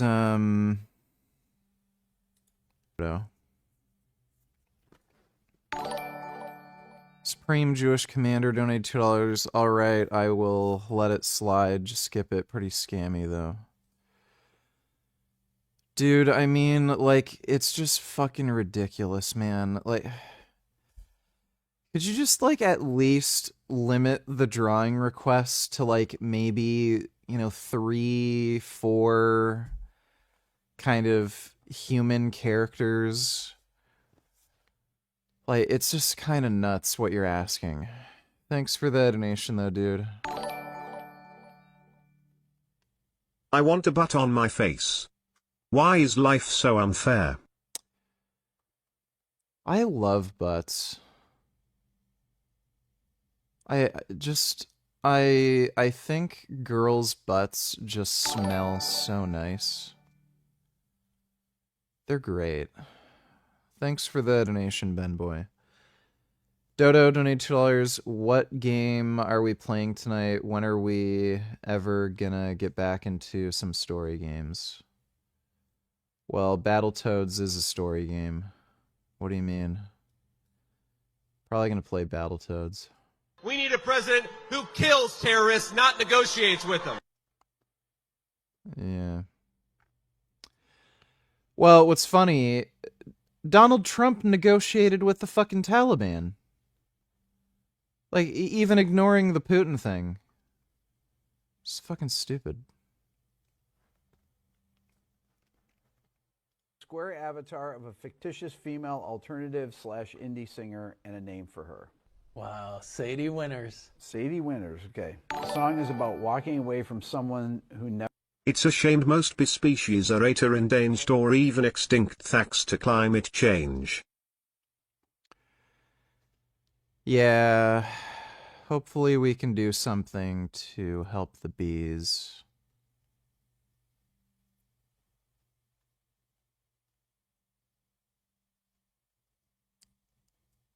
Fix audio.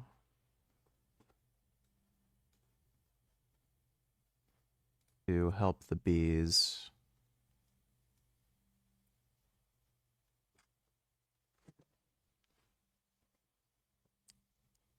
Fix audio to drop you. The fuck are you talking about? Greed VG plus bees are one of the few insects that are. My audio's fine. Are you fucking retarded? Cutting in and out. I'm literally listening to my own stream right now. Are you just fucking with me?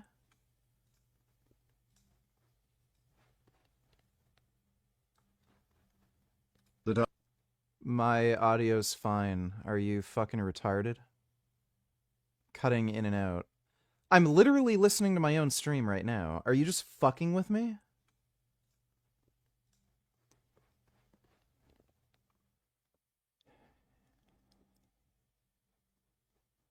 Eat shit. Eat shit, you fucking cocksucker. Never really saw her worth. She's just going to create the song lyrics. Wait, how many seconds was that? That was like about 4 seconds. Oh my God. Did you even read any of these, or you don't care? I don't care. Put my lyrics in. The lyrics that happen in 4 seconds. Yes. And then hit create. Let's listen. This is the world premiere. I was paper, you were scissors, cut me out. She's a good singer. Good singer.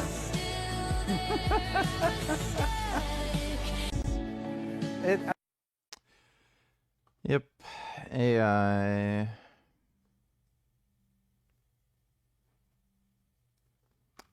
Wait, is that we already saw that.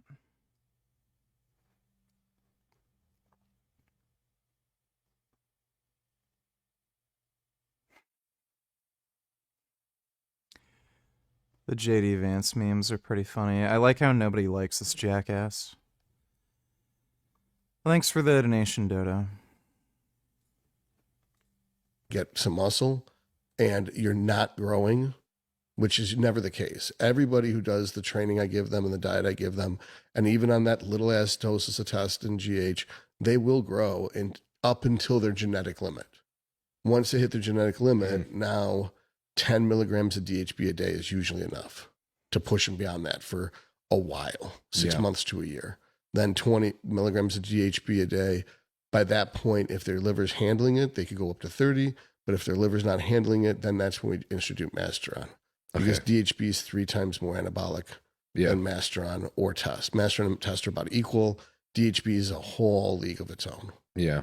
Mm-hmm. Trend's above DHB, but Trend comes with a myriad of side effects. DHB's only side effects is just liver. Liver, yeah.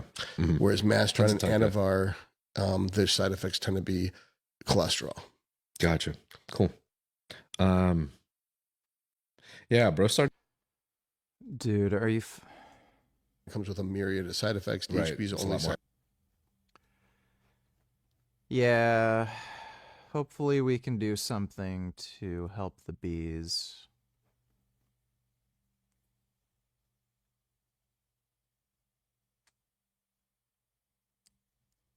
Fix audio.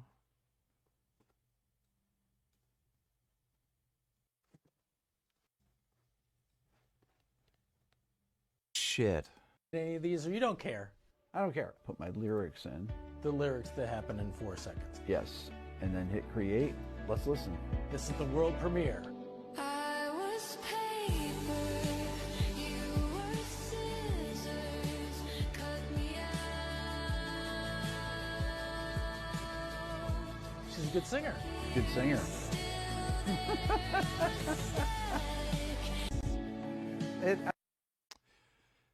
Yep. AI.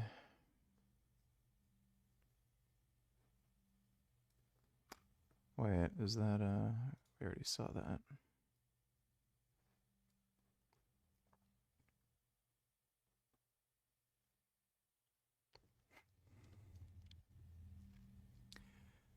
The JD Vance memes are pretty funny. I like how nobody likes this jackass.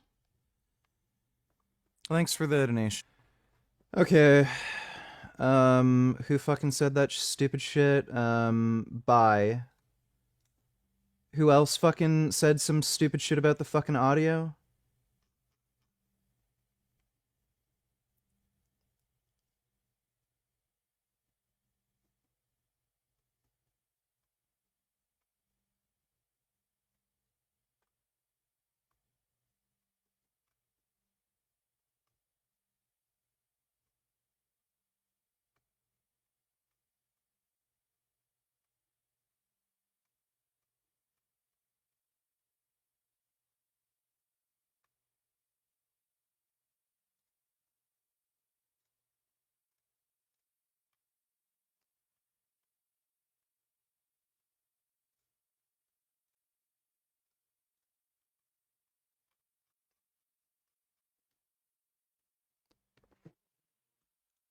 Started me at like the highest of the normal standard dose, like off the bat, which was fun. You're with Pitor?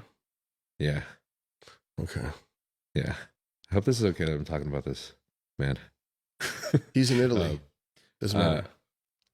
I fucking love him, bro. He's such a good coach. But especially when it comes to like the just the client coach relationship, you know what I mean? But it takes 6 weeks to hit steady state concentration with DHB anyway. So even it takes how many weeks? 6. Mm-hmm. DHB is slower.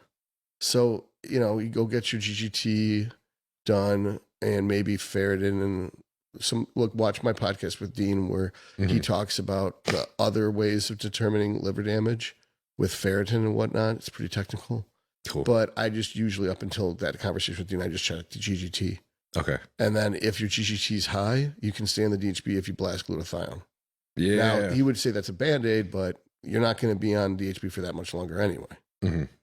Real quick, guys. So while I was looking at the YouTube analytics, I actually saw that you got bigger and sponsored, or the company. I'll give you a other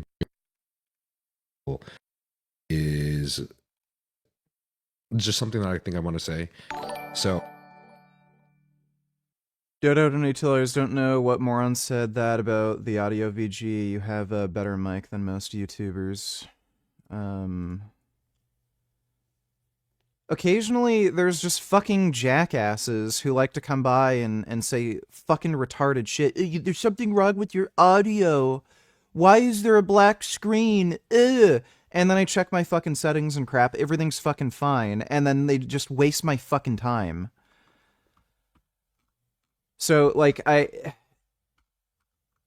if they're not just flat out lying to me just to fucking annoy me and piss me the fuck off and waste my fucking time and look at my fucking settings and shit, then it's something on their fucking end, and I'm sick of them fucking just typing in the fucking chat rather than just reloading their fucking browser or something. Like, if there really was a fucking problem, you'd probably see more people fucking complaining about it, right? So, yeah, I just muted them for a little bit. They have a 30-minute timeout. I don't want to fucking hear it anymore. Thanks for the donation, Dodo. Oh, I think from the conversations that you and Dean have had with me, I think it's safe to tell people this is why it's kind of very difficult for you to assume that somebody is maybe lying about their dose, or someone should be running it higher, or someone should be running it lower. You kind of just don't know how they respond, right? This is something you have to figure out for yourself. Mm-hmm. It's like playing a game of darts and then seeing the result and then going back to the draw board over again. And I'd say, just in my opinion, why running doses just too low isn't optimal. I mean, it's good to start off if you're just beginning, right? And then you titrate it up slowly, so then that way you can see where you're landing. But if you've been running it low for so long, obviously you could be maximizing your potential by running a higher amount of dose. But maybe, because let's say you start pushing it out of the green and into the yellow, then your body's going to start fighting back. You're going to have long-term inflammation. Dodo Donatillers, can you react from 752 on? He's kind of a beast like you.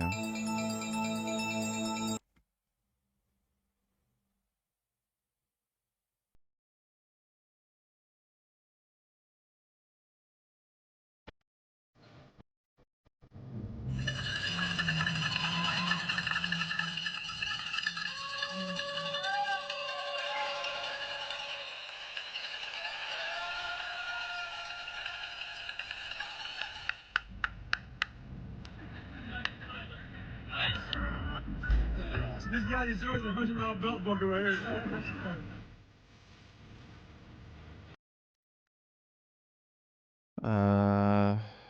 Okay, he ran. Thanks for the donation, Dodo. And eventually you'll have to come off. But Yeah. if you keep it in the green, you can stay there forever. Yeah. So it's the tortoise, not the hare. The whole idea of cycling is drug addict thinking.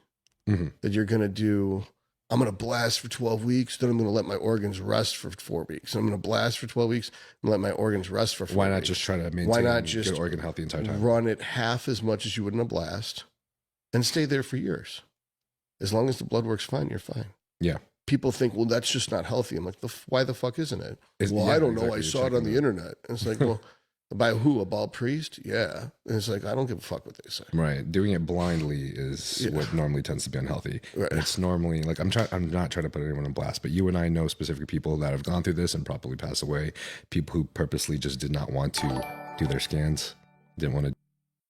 Rage gains LLLLLLLLLLL I meet poop I meet poop I meet poop I meet poop I meet poop I meet poop I meet poop I meet poop I meet poop I meet poop LLLLL.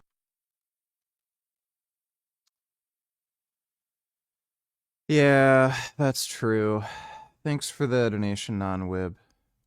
They do their blood work. They just avoided it. And if you ask them personally, they would still just avoid it. But also those same people, they ain't coming to me and having me read their blood work. They're going to some fat fuck primary care doctor that takes insurance. And then that guy's like, yeah, you're going to die. You got to quit steroids. So then they just don't go. Yeah. So like the way you know a doctor sucks is he takes insurance. What? Because let me ask you this. What? Let's say you wanted to get someone to build you a deck. And one guy's like, I'll work for 30% of what I charge. Would that person be the one you want to hire? With the one with self-esteem so low that he only takes 30 cents on the dollar? What about 8 cents on the dollar? That's what insurance pays. Mm-hmm. Insurance pays 30 to 8 cents on the dollar. That's why the bills are so high. They're billing people $300 because they're only going to get 100 to 80, maybe even $24. They suck at their jobs. Because by working for an insurance company, the insurance company feeds you patients. They don't have the ability to actually be worth word of mouth. They don't have the ability to actually get on a podcast and talk about what they're doing and actually pull in their own business. They're just some slub who basically... Boopity Bop donated $3. Let me see. Oh.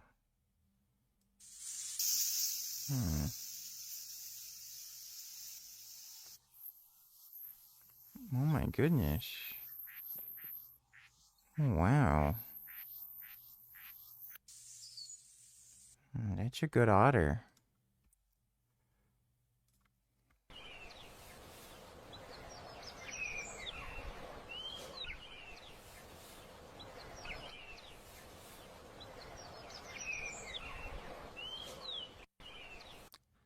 I think that's AI. That tiny fuzzy little thing you're holding? Nope, it's not a kiwi. It's a baby otter. When they're first born, baby otters are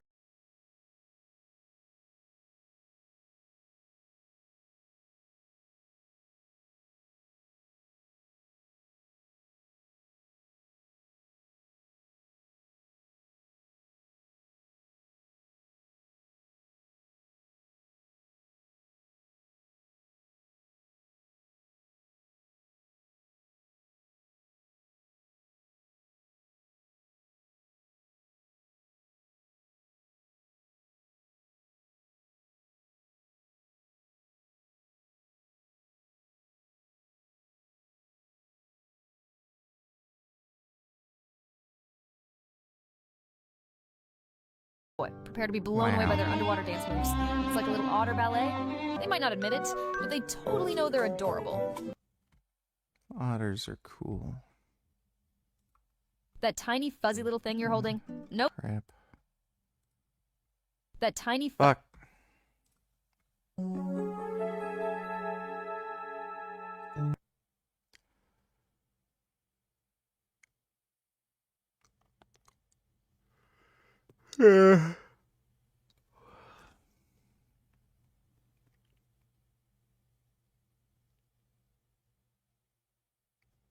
Yogurt's disgusting.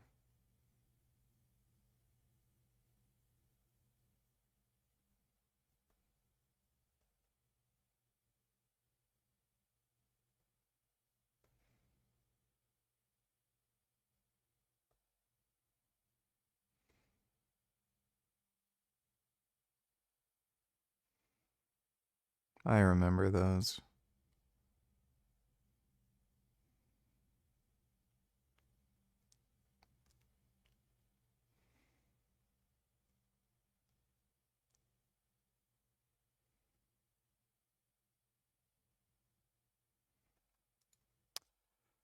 Yes, those are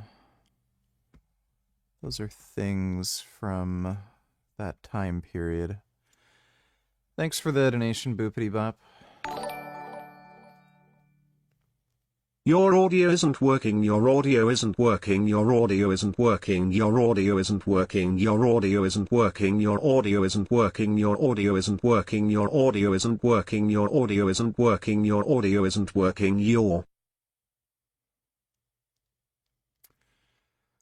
Well, that's too fucking bad. Thanks for the donation, audio not working. Basically sits by a trough and waits for slop to get poured in there. Am I gonna play Metal Gear Solid 2 someday? Probably not. I'm not particularly interested in playing Metal Gear Solid 2. The story is interesting, but the gameplay doesn't look great to me. So, you know.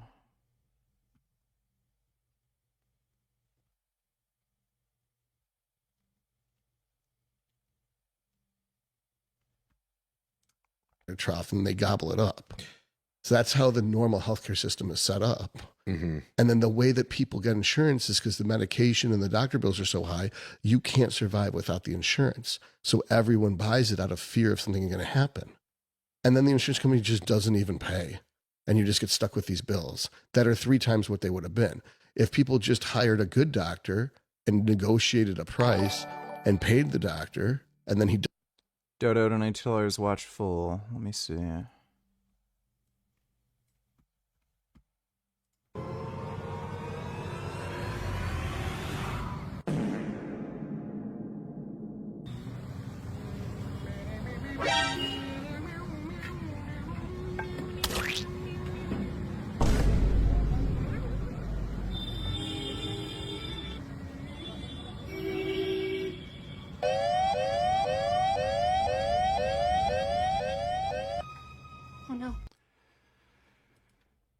Okay, I get it. Indians are fucking disgusting. They put their feet and shit in their food and sell it.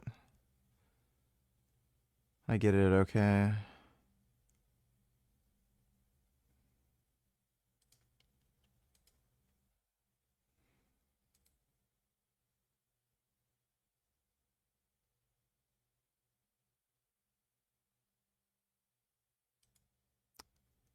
I'm not... Honking is ridiculous. I'm not watching that whole thing, like, especially with the fucking audio. But yeah, I get it. Indians are disgusting, and they don't know how to fucking make food clean. Ugh.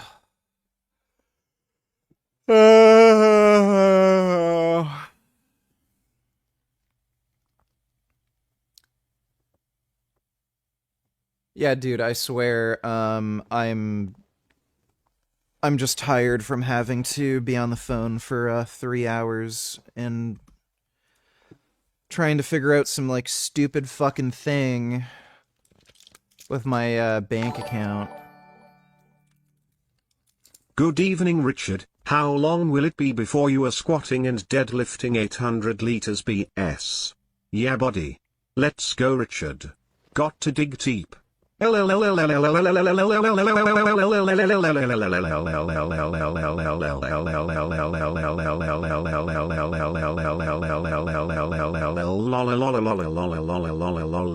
7,777,777,777. I'm going to end up investing in a leg press and a hack squat machine. I don't really want to have to bother with squats. I just with my knee problems, it's sort of problematic. Deadlift, yeah. I'll end up, investing time into building up my deadlift, but I'm kind of coming to terms with, the idea that I don't think it's worth trying to really build my squat up to super heavy. Just with my height and proportions and knee problems that I have, it's not the best kind of movement for me when it comes to quad development. So, yeah. But thanks for the donation, Rusty Shackelford.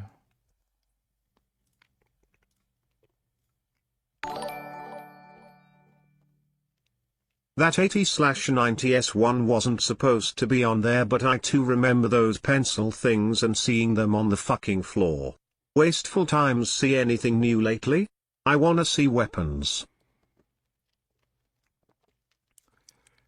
I also want to see weapons, but I also don't want to have to go to a movie theater. So I'm going to wait for weapons to come out on streaming, and then I'll watch it on streaming, but apparently weapons is really good. I haven't seen anything new that's good. So yeah, I can't recommend anything. Pretty much everything new sucks. I just look at butts. Thanks for the donation, Boopity Bop. No, I did not see the latest Captain America movie. Captain America sucks dick. Fucking Marvel movies are just terrible. That guy, Anthony Mackie, is a bitch. Like, gay, retarded bitch. I don't want to watch anything with Anthony Mackie in it. It's just a fucking dumbass. Dodo donated $2. Let me see. This is a fried sticky rice ball from Vietnam, and it's one of the coolest street foods I've ever seen. It's made by adding some soft sticky rice into hot oil, and then breaking the sticky rice up into a bunch of small pieces where it's then mixed around for several minutes. Eventually, it's shaped back together into a ball and pressed to make sure everything's holding together. And then all of a sudden, almost like magic, it begins to bubble and then puffs all the way up into a perfect ball. It's transferred onto a plate where they carefully press it down and cut it using a pair of scissors into a bunch of small tortilla chip-sized pieces. It tastes like crispy mochi. This is a... That looks nice. Did he wash his hands? This trouble is big for the heart. Desires are still stubborn.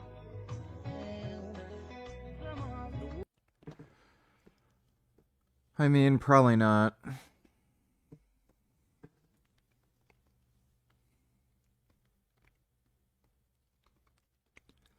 Indian food is pretty dope. I'm glad this is just AI, but if it were real, we should nuke China.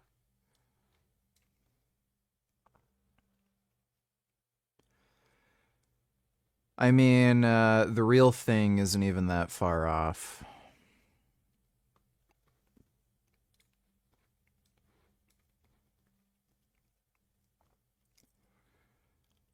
Yeah, China is disgusting. Thanks for the donation, Dodo. Does his job, they'd be healthy. Yeah, I've seen Pain and Gain with Mark Wahlberg. That was an alright movie. Pay less money than they would to the insurance companies. Fix your audio rage gains. It's cutting in and out. Also stop timing people out, you dumb faggot. I literally paid you thousands of dollars in donos and this is how you repay me. I hope your audio stops working forever and no one watches your streams. BC of it.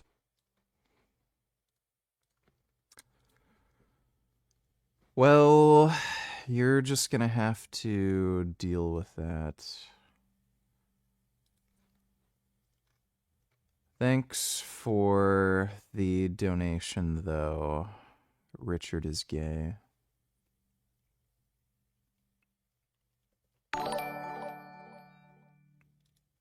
There was a time in this country, a long time ago, when reading wasn't just for fags and neither was writing.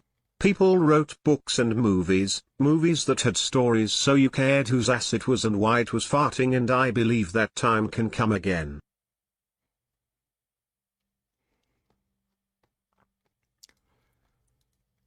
Yeah, everything's kind of made pretty boring these days. Like, you know, there's the odd thing that comes out that's good.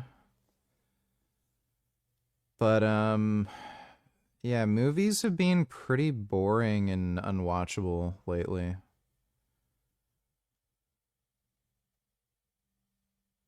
Remember when, like, especially in the 80s and 90s, there were just so many fucking bangers just all the fucking time. But, yeah, now it's just fucking mass-produced slop for idiots. Thanks for the donation, though, non-wib. The whole system's corrupt, and the doctors suck ass that work in it. I would say my little devil's advocate position to that is I would say that it's very likely that that probably is true for most. And I definitely wouldn't be surprised if it was. But there are rare occurrences where you can find a doctor, and it's not easy because no one, you know, but I, for example, was able to find a good doctor that, bro, like, gets what I'm doing. Okay, cool. He's had dudes that have taken gear, you know, and it's like he and I can come to a discussion about these things, kind of just That's like awesome. on the podcast, which is cool. Is he younger than 40? Yes. That's probably why. That's probably why. So people have this idea that the older the doctor is, the better they are. It's like, fuck no. That the medicine changes, and those fuckers are stuck in the past. The boomer doctors, they're not worth their weight in shit. You got to go with someone who's brand new and open-minded enough who can actually use ChatGPT and look shit up. There's other.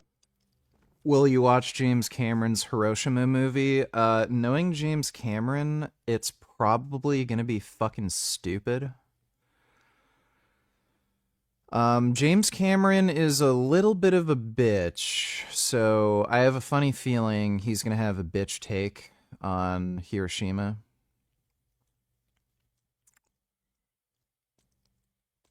But,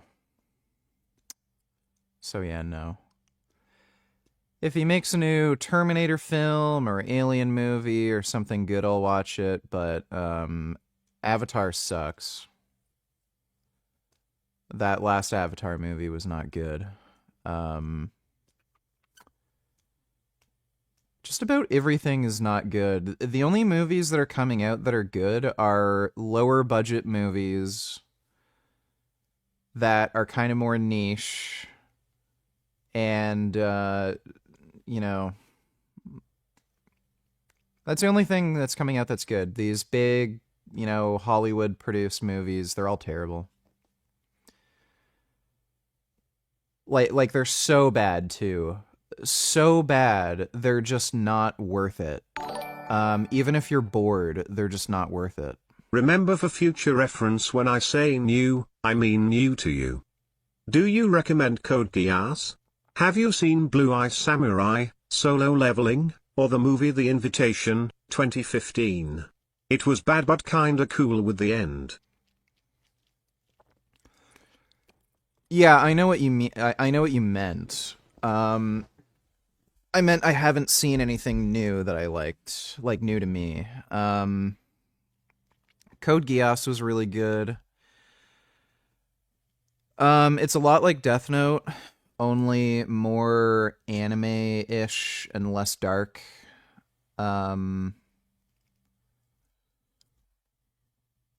There's some weird things with the story, and like some strange anime tropes that kind of throw off the tone. But it's still really good. Have not seen Blue Samurai, have not seen Solo Leveling, and I have not seen the movie The Invitation. But yeah, I haven't. I haven't really seen anything new that I liked. I saw the movie The Gorge. It was kind of interesting, but like shitty ending, just stupid. I didn't like the romance subplot, and that was just a stupid ending. Thanks for the donation, though, Boopity Bop. Jurassic Park was nice. I hate Chris Pratt. Is Chris Pratt in the new one? I literally can't stand Chris Pratt. I fucking hate the guy. That's the reason why I haven't seen the Mario movie, because Chris Pratt did the voice of Mario. I fucking hate Chris Pratt. Like, just can't fucking stand the guy. Have a deep just hatred and loathing for that jackass. Are you watching the new season of Kaiju N8? I haven't even heard of that one.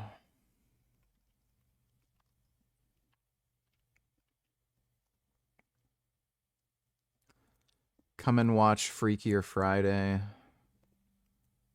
Yeah, I don't know.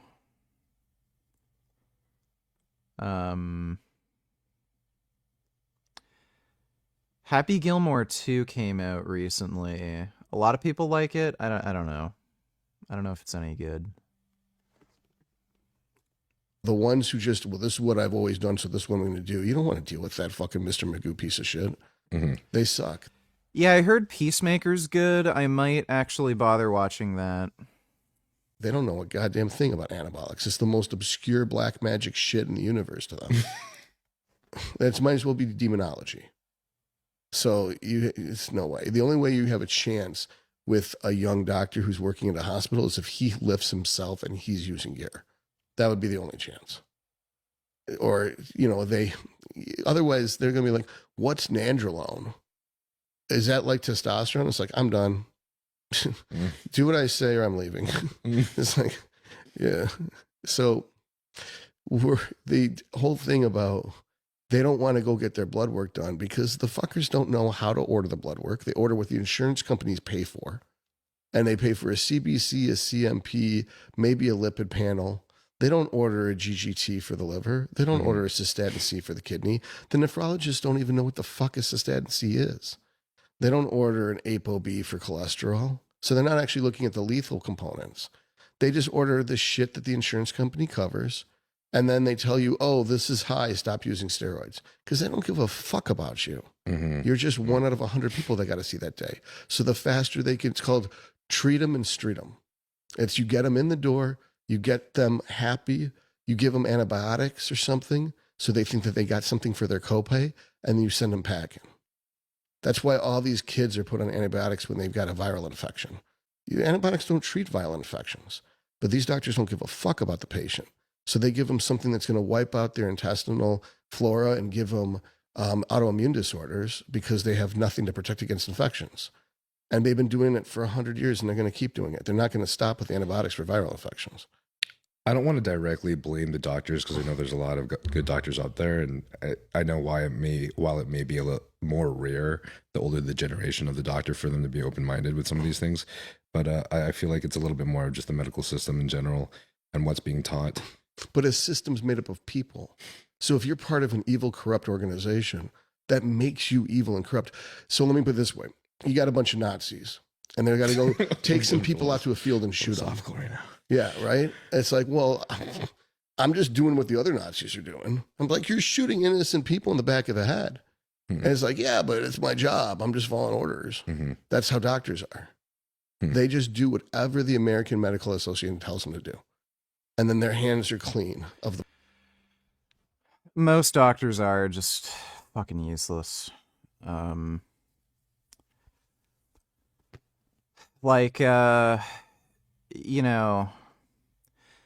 Most people are just fat retards who don't know how to be adults and like exercise and eat well and shit like that. So, the meds they prescribe for like cholesterol and diabetes and shit, it helps people live a little longer and crap. But outside of that, they really do fucking nothing. If you have any other problems, like they're just not going to be able to help you.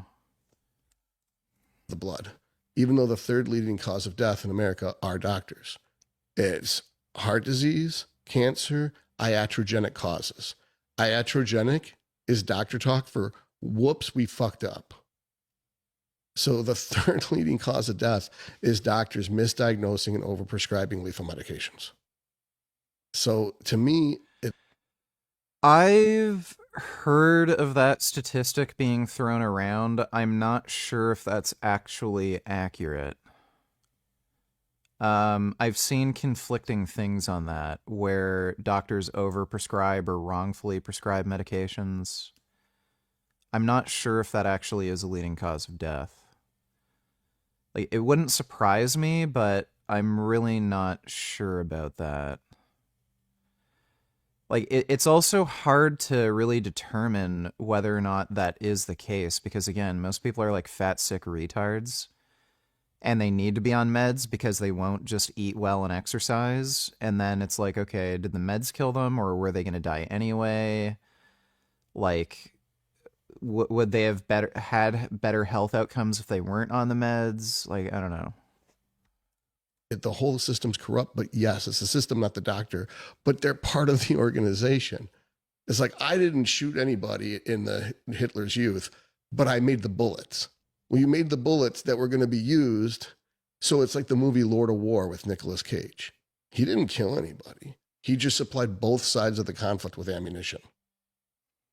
But every single person killed with a bullet he sold is still dead nonetheless. So every single person who's part of that organization is responsible for the blood on his hands. The only way to fight against it is to actually go out there, learn medicine, and treat people like they're people and try to keep them healthy, not manage disease. In medical school, we're taught you should never try to heal anybody. You should just manage their disease. The hospital makes more money if the sicker they are, the longer. That in medical ethics, we were taught, number one, don't get sued. Number two, don't get sued. Number three, don't get sued. Oh my God. And then number four, if it's convenient, help somebody. I'm not exaggerating. It's unfortunate because I feel this when I talk to some doctors. Obviously, there's some guys like you, there's some guys like I was talking to a Facebook friend of mine who was going through university to become a doctor, and she was planning on becoming a surgeon. And one of her professors was a surgeon, or is a surgeon. And she was actually having huge second thoughts into becoming a doctor, and in particular becoming a surgeon, because her she was talking about, like, you know, work and how much money you make, and the amount of money they have to pay for medical malpractice insurance is fucking insane. Like, half your paycheck is fucking gone just for medical malpractice insurance. So it's like you go through all this fucking education and shit to have half your fucking paycheck wiped away just so you can pay for fucking insurance to do your job. So, like, it's really weird. Like, why wouldn't you just pick a different career that pays as well and you don't have those, like, retarded overhead costs? So, yeah, it wouldn't surprise me if their main concern is making sure that they don't get sued. And because, yeah, medical malpractice insurance is fucking crazy. You might be making $500,000 a year, but before you even have to pay taxes, you're down $250K because that's how much you're paying for medical malpractice insurance. It's fucking nuts. And you guys are just open about everything, but I've definitely talked to doctors that are just like, they almost can't even say anything just from fear of getting sued or just from fear of losing their life. The audio problem was on my end, but I'd why you got so pissed and went on a banning spree. Most of us weren't trying to troll or waste your time. YouTube was just glitching for us, but you let your emotions get the best of you. You should feel ashamed. I feel no shame. I post pics of my cock and butt on OnlyFans, so I feel no shame for anything. I do look good, though.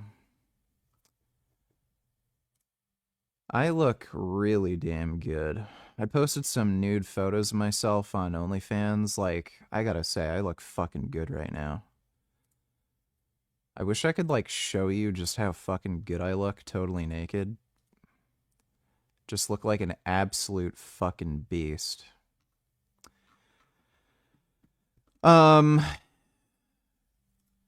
No hard feelings, dude. Like, look. It's just really fucking annoying, okay? It's just really fucking annoying. And, when I pull up the fucking stream and I check my audio, everything's fine, and I keep hearing it from people, and they keep saying it over and over and over again. Yeah, I'm putting you in a fucking timeout. Just shut up. It's distracting. Part of the reason why this might annoy me so much is I think I may actually have ADHD. But no one got banned. I just put them in a timeout. I was just sick of hearing it. Thanks for the donation, though, Richard Ragebait. The license. So, it's difficult. So there was surgery, supraspinatus. Yeah, I've eaten quinoa before. Quinoa is nice if you prepare it properly. I don't typically eat it. Like, it's not... It's higher in protein compared to, you know, something like rice. But if you want to get as much protein as possible while minimizing calories, it's not the greatest choice. So you're probably going to want to rely on something like tofu or seitan or some shit, or just protein powder. But it's good for you. Most people think it tastes good, so, you know. And every protein source is a complete protein. That's kind of a myth. Richard, give me the Chromebook. No one is ever getting Chromebooks.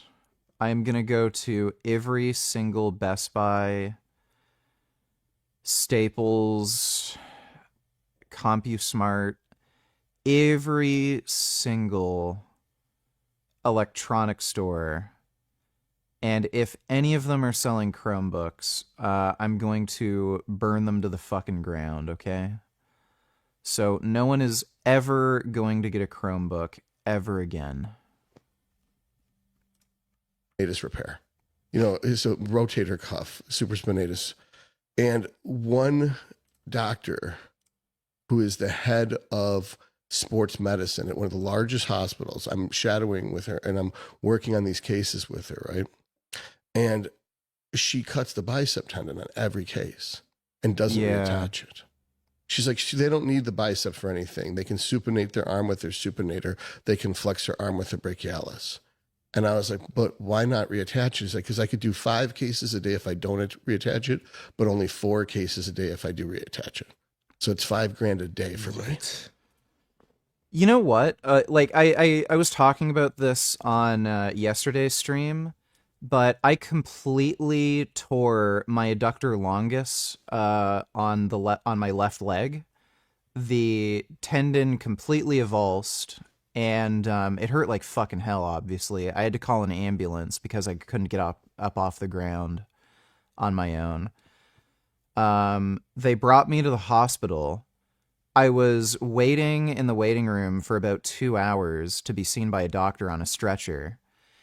And then the doctor refused to do any imaging on me, even though I said, buddy, like, I completely tore the muscle. I felt it rip off the bone. I'm going to need some kind of imaging. So part of the bone on, like, around my hip could have gotten ripped off, and then that's going to have to be surgically removed. You're going to want to have imaging done, like, just to see if it's worth reattaching and stuff like that. He refused to do any fucking imaging and like, refused to believe me that I even tore the muscle. He was just like, no, you just pulled it. Like, it didn't tear. You just pulled it. So then I just got sent home with, crutches. And then I had to go to my family doctor to schedule an appointment for imaging. because no one in emergency would fucking listen to me. Sure enough, yeah, it completely tore off the bone. I ended up getting an x-ray to just make sure there was no bone that got dislodged. So there was no bone that was dislodged. It was just, the tendon that detached. And there's a massive hematoma in my leg, too. So then my family doctor tried to set up consultations with surgeons to see if I could reattach the muscle. She showed me the conversations that she was having with some of these surgeons. It was fucking baffling. She was just simply asking, can you, set up an appointment, for this musculoskeletal tear, adductor longus, see if it can be reattached? They would not answer basic questions. They'd switch topics, keep making up ridiculous excuses, to not answer this question. And after, 5 or 6 back and forth messages, they finally admitted to her that they don't have the expertise to determine whether or not it's safe or worth it to perform surgery. They've never performed these surgeries before, and they've never dealt with patients that have ever had that kind of musculoskeletal tear. And they finally admitted, I don't know what the fuck I'm talking about. Sorry, I can't help. They will literally waste your fucking time, hours, days, because they don't want to admit they don't know what the fuck they're doing and they don't know how to treat the issue. I had to call my mom, who works at a hospital in Toronto, who knew of a really good general surgeon. And she helped me set up an appointment with him. And the guy had enough expertise where he said, these injuries are fairly uncommon. They happen, but they're typically only seen in field sport athletes like football players. And based on the research that's available, there's not any indication that surgery produces better outcomes for the patient, because high-level professional athletes, after tearing their adductor, they can go back to playing without surgery. And players that do get the surgery, they don't perform any better than players that do have the surgery. So what's the point of having the surgery when it could come with potential risks and you can just do fine without getting the surgery? And he also told me that specific area in the groin, if it's operated on, because there's so many nerves in that area, they could cut a nerve and then you'll never be able to have sensation in your penis ever again. So you won't be able to enjoy sex. So, he told me, it's possible to reattach it, but it's up to you if you want to reattach it. I'm just telling you, there's not really any good reason to do it, and there's, a really serious risk that you have to consider.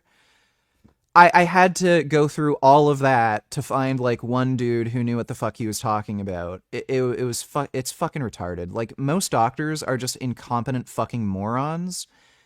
And even when they know they don't know something and they could just tell you, I don't know about this, you should probably see this expert, this colleague that I know, he might know more.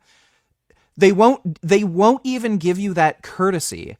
They will lie and deflect and just waste your fucking time until you ask them over and over and over again. Then they'll finally say, I don't know. So yeah, most doctors are just fucking jackasses.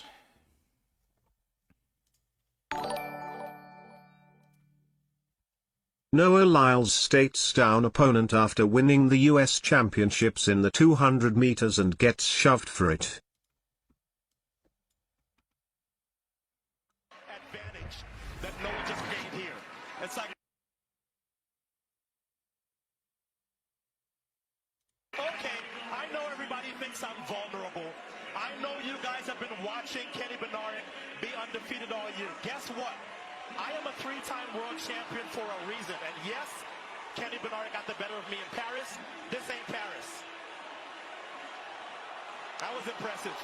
And the little look over and the little discussion after, is to make sure that he asserts his dominance. Oh, boy.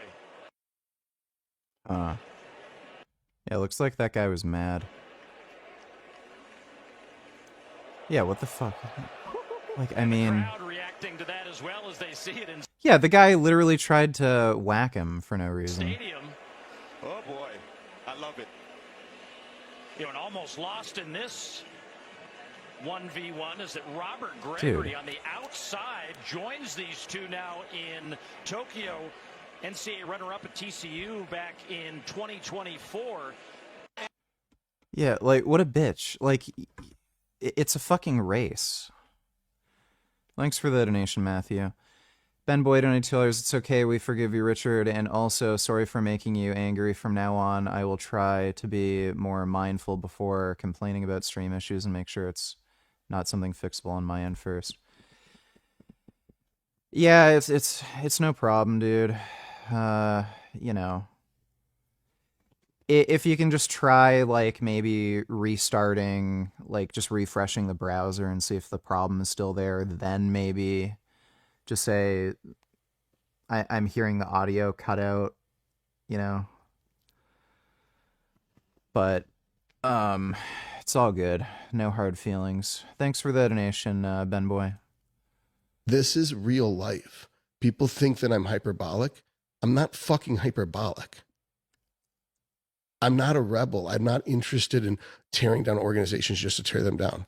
I will fight against evil if I have the chance. And podcasts are the only opportunity for me to fight against the evil that's the American healthcare system. That's the Final Fantasy coming out in real life, baby. Let's go. Oh, that was the Berserk sword. Oh, you're right. Fuck. Final Fantasy Well, 7's nonetheless, Guts is full of rage right now. Oh, nice. There we go. Yes. It's the baby. Sephiroth. I'm coming for you. I unfortunately broke the lights off at a rave. Limit break. You get a Freet in here. And you got Bahamut in there. As far as I like the I really like the analogy that you gave about staying in the green. And I think I didn't really describe properly exactly what I was thinking when I was saying why staying too low isn't optimal. If your progress is stalling and you're doing everything right, that's your sign. Right. So now I'll go through that algorithm. Okay. It's a big algorithm and it's almost never right. Are you sleeping 8 hours a day? 1. If not, sleep 8 hours a day. If you can't, give up. Grow the fuck up. Make it happen. 10 hours. And then number 2, are you lifting right?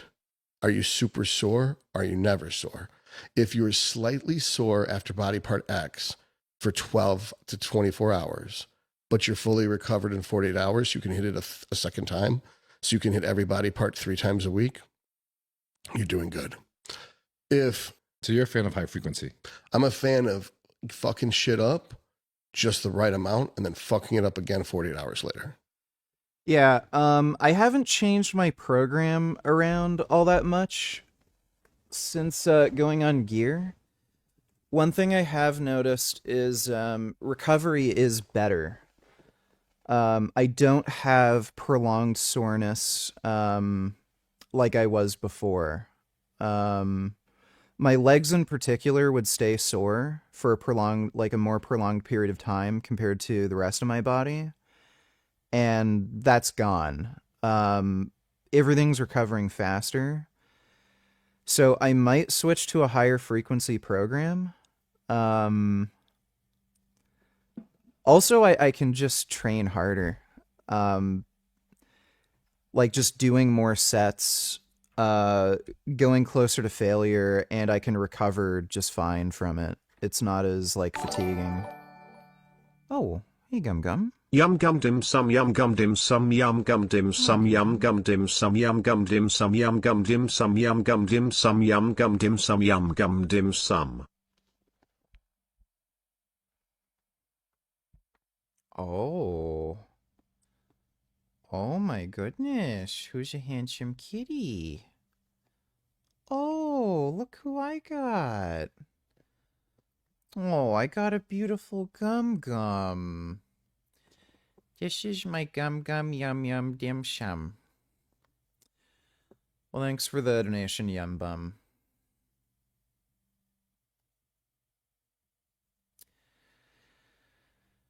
This is good. Just having a nice, good kitty on me. This is good. Love having a nice, good kitty sitting on me. Oh, it is so nice having a kitty sit on you. Oh, this is so good. Oh, yeah, this is good. Oh, that's so good.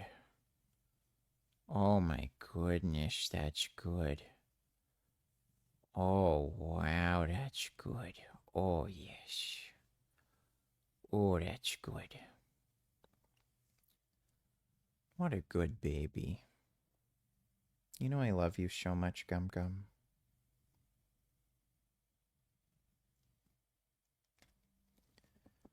Oh, he's so nice and soft. You're my fuzzy little handsome man. You're my beautiful little fuzzy boy.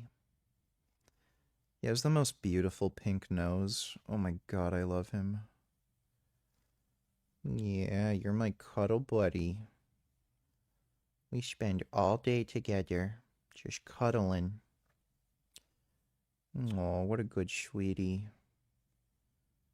I love my little baby. You're so good. Such a good little baby. Love my little baby. Such a nice, handsome boy. You're so good. Yeah, you're so good.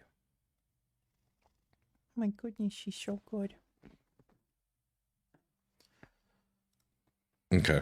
That's what I'm a fan of. All right. Yeah, because it's optimizing for frequency. Okay. And then, gotcha. yeah, you use enough volume to get the job done. And so if 8 sets is perfect, 9 sets is slightly sore. So if you're not 9 sets, you don't know if you're slightly sore. You don't know if you overdid it. So maybe 8 was perfect. But if you did 8 and you're not sore at all, then maybe 10 would be perfect. Yeah. Maybe you would never know. Right. So going a little bit overboard, since according to Ella, Scientific Snitch, the repair process and the growth process are parallel. They're not sequenced. We used to think that you had to be done being sore before growth would occur. That's not true. Growth and repair are parallel. But any repair at all is bad. So you want to have minimal inflammation. But if you have no inflammation, you don't know that you even did enough. So I like to be slightly sore. So if 8's perfect, then I want to be 9 sets. So X plus 1 sets where X is the perfect amount of sets. And I will always recover from X plus 1 in 48 hours and be adapted as well. So that would be optimal. Okay, so if you're doing the sleep, you're doing training, 3rd would be food. Are you at least maintaining your body weight? If you're at least maintaining your body weight, you're eating enough to grow. People are like, oh, you got to be in a surplus. It's like, we can argue about that till we're blue in the face, but muscle grows so fucking slow. Yeah, I've noticed male cats are definitely more cuddly than female cats. I've had male and female cats, but male cats in general do tend to be more cuddly. Bimo was a pretty cuddly kitty though, and you know, she's a girl. But yeah, the other female cats I've had, they were not nearly as affectionate. If you were trying to gain a pound a week, then it's almost all fat. There's no way you're gaining 4 pounds of muscle a month. There's no way you're gaining 2 pounds of muscle a month unless you're like 12. Yeah, if you're an adult man, you've been lifting for 10 or 20 years, you're looking at gaining maybe 2 or 3 pounds of muscle a year. So you can forget about it. It's like you gain 1 pound a month, that's plenty.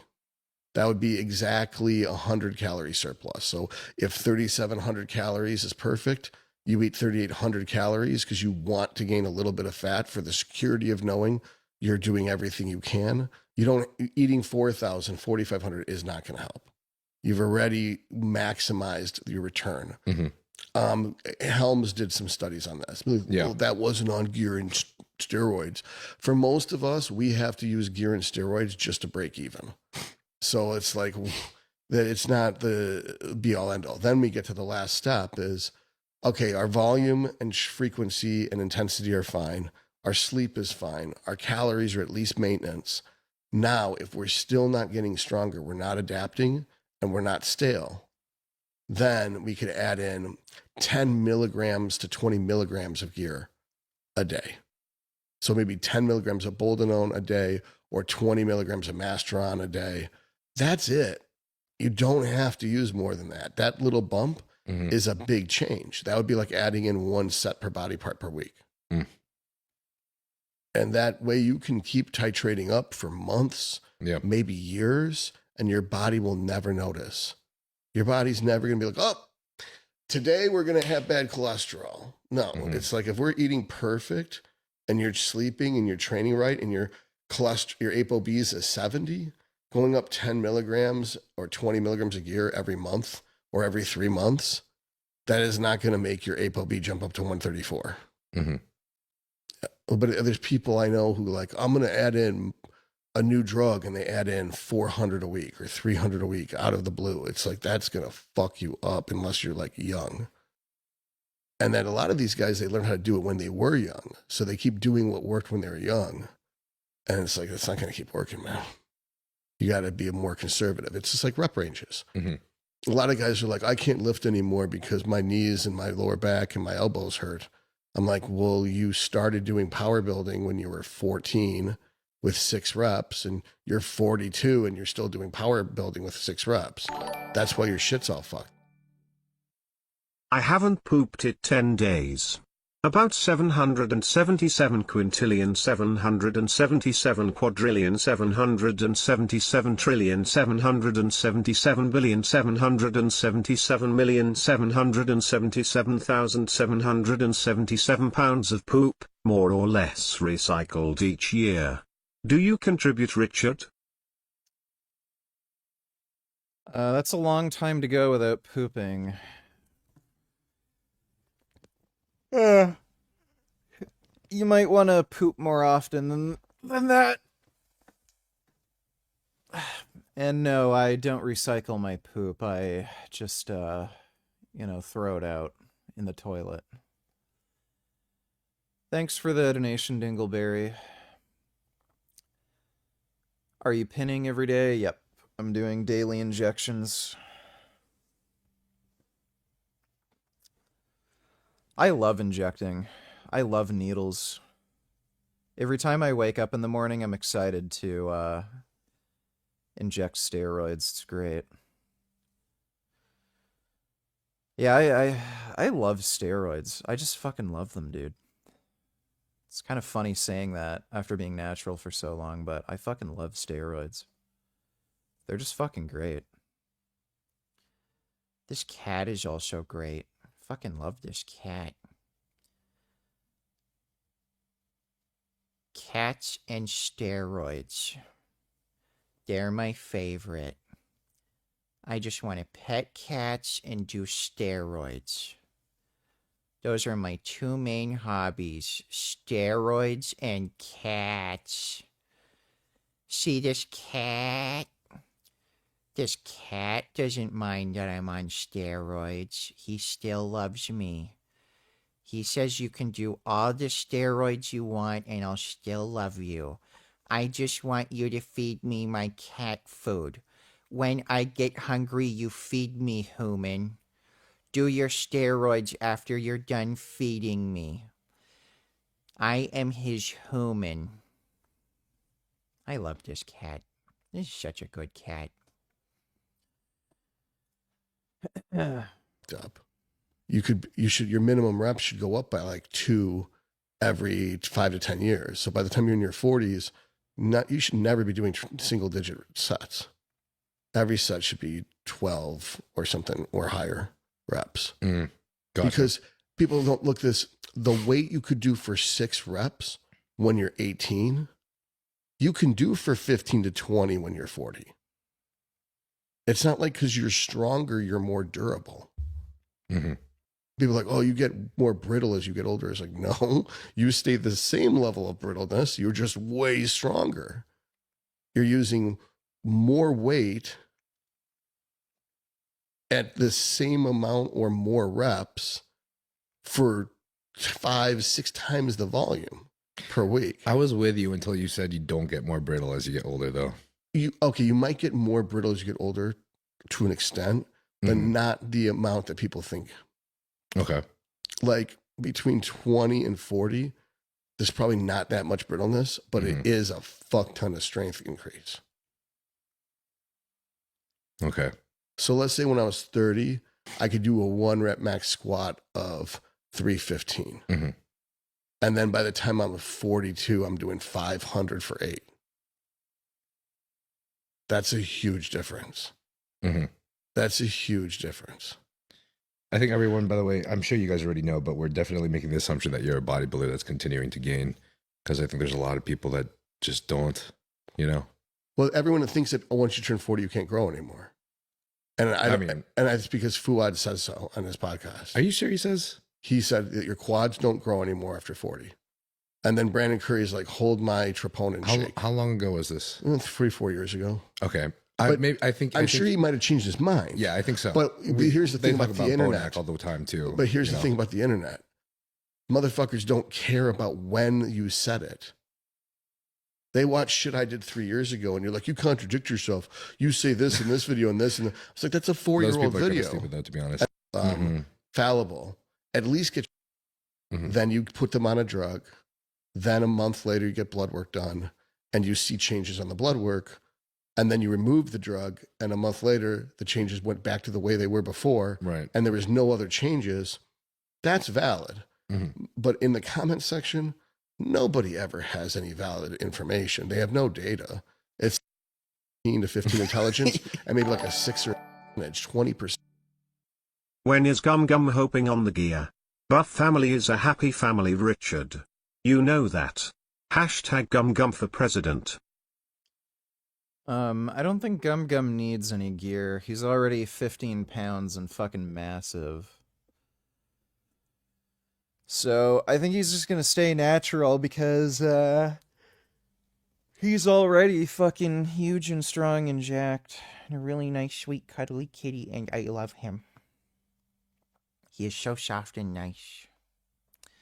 Thanks for the donation though, Buff Gum Gum. That are false positives. So I disregard all of it. Okay. Gotcha. And where so like, I don't care if it's 60%, I don't care if it's 40%, I don't care if it's 30%, it all has to be gone. So here's an example. You got a military force, right? And you know that the 15th Division has some traitors in it. You don't know if it's 10%, it's 20%, it's 40% of them are traitors, but you know that there's a leak coming from the 15th Division. So I'm going to use them as a decoy. Get them all. I'm going to sacrifice all of them while I use the main force to show up and hit from the back. I kill 2 birds with 1 stone. Somebody had to be decoys, and I might as well use the ones that have traitors. Maybe 90% of those men were loyal. Maybe 10% of them were loyal. But I can't trust that division, so I need to eliminate it from my army. So when people come to me and they say, oh man, Masterin makes my joints hurt, then I always make jokes. It's like, oh, Masterin makes a lot of people's pussies dry because they don't drink enough water. And then what it does is the people that get upset, they know they're the ones that aren't 100% confident that they're right. So they're the ones who clap back. And then the ones who are like, that's... I haven't talked to Turkey Tom in a while. It's been a few months, I think. So haven't talked to him in a bit. Pretty funny. A lot of guys are full of shit, but I know for sure I'm hydrated and my joint's still dry. And they don't comment. They're the ones who have the confidence because they know they're right. It's the people that don't have confidence that want to argue, especially screaming into the void in a comment section.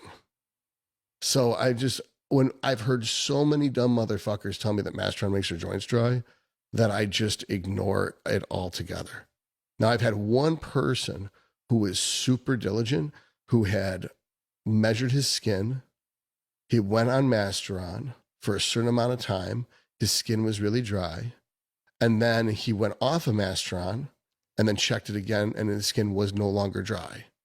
So he did a crossover controlled study with himself. And maybe the positive predictive value for the rest of the population is irrelevant because the sample size is one. Mhm. But for him, it's 100% valid. Masteron really does make his skin dry. Mhm. And I respect. I've used ashwagandha before, and I can tell you it is not anywhere near as good as steroids. And I don't know why you saying instead of doing harmful steroids. How is testosterone harmful? If you think testosterone's harmful, then why don't you castrate yourself? Like, testosterone is not harmful. Will you have a debate with Jack and Tash on Gaza starvation? I challenged them to a debate, and they're not willing to debate me, dude. So I'd be more than happy to, but they're not. They're the ones not willing. Respect him because he did it right. Mhm. But I'm not going to assume everyone else does it right because he did it right. Yeah. So I have to assume everyone's wrong unless they can prove they're right. I've been training for over 15 years now, and I was too lazy to track anything training wise for about the first 10 years because science-based trainings for 4 grams of DHEA a day, 2 grams of EPA a day. Yeah. That's probably one of the most valuable things you can take. Totally agree with Citrus those doses. bergamot for heart health. Tudka. I don't really know if Tudka is effective for liver, but IV glutathione is for sure. I take antihistamines. I take a DAO inhibitor and loratadine and cetirizine to control histamine levels because the anabolics are going to drive up histamine to some degree. I'm on fludrocortisone because I have POTS. Weak estrogenated tranny I feel fatigued and weak. You should dominate me, Bitchard. Well, I mean, if you have a tight little butthole, why not? Thanks for the donation, non-wib.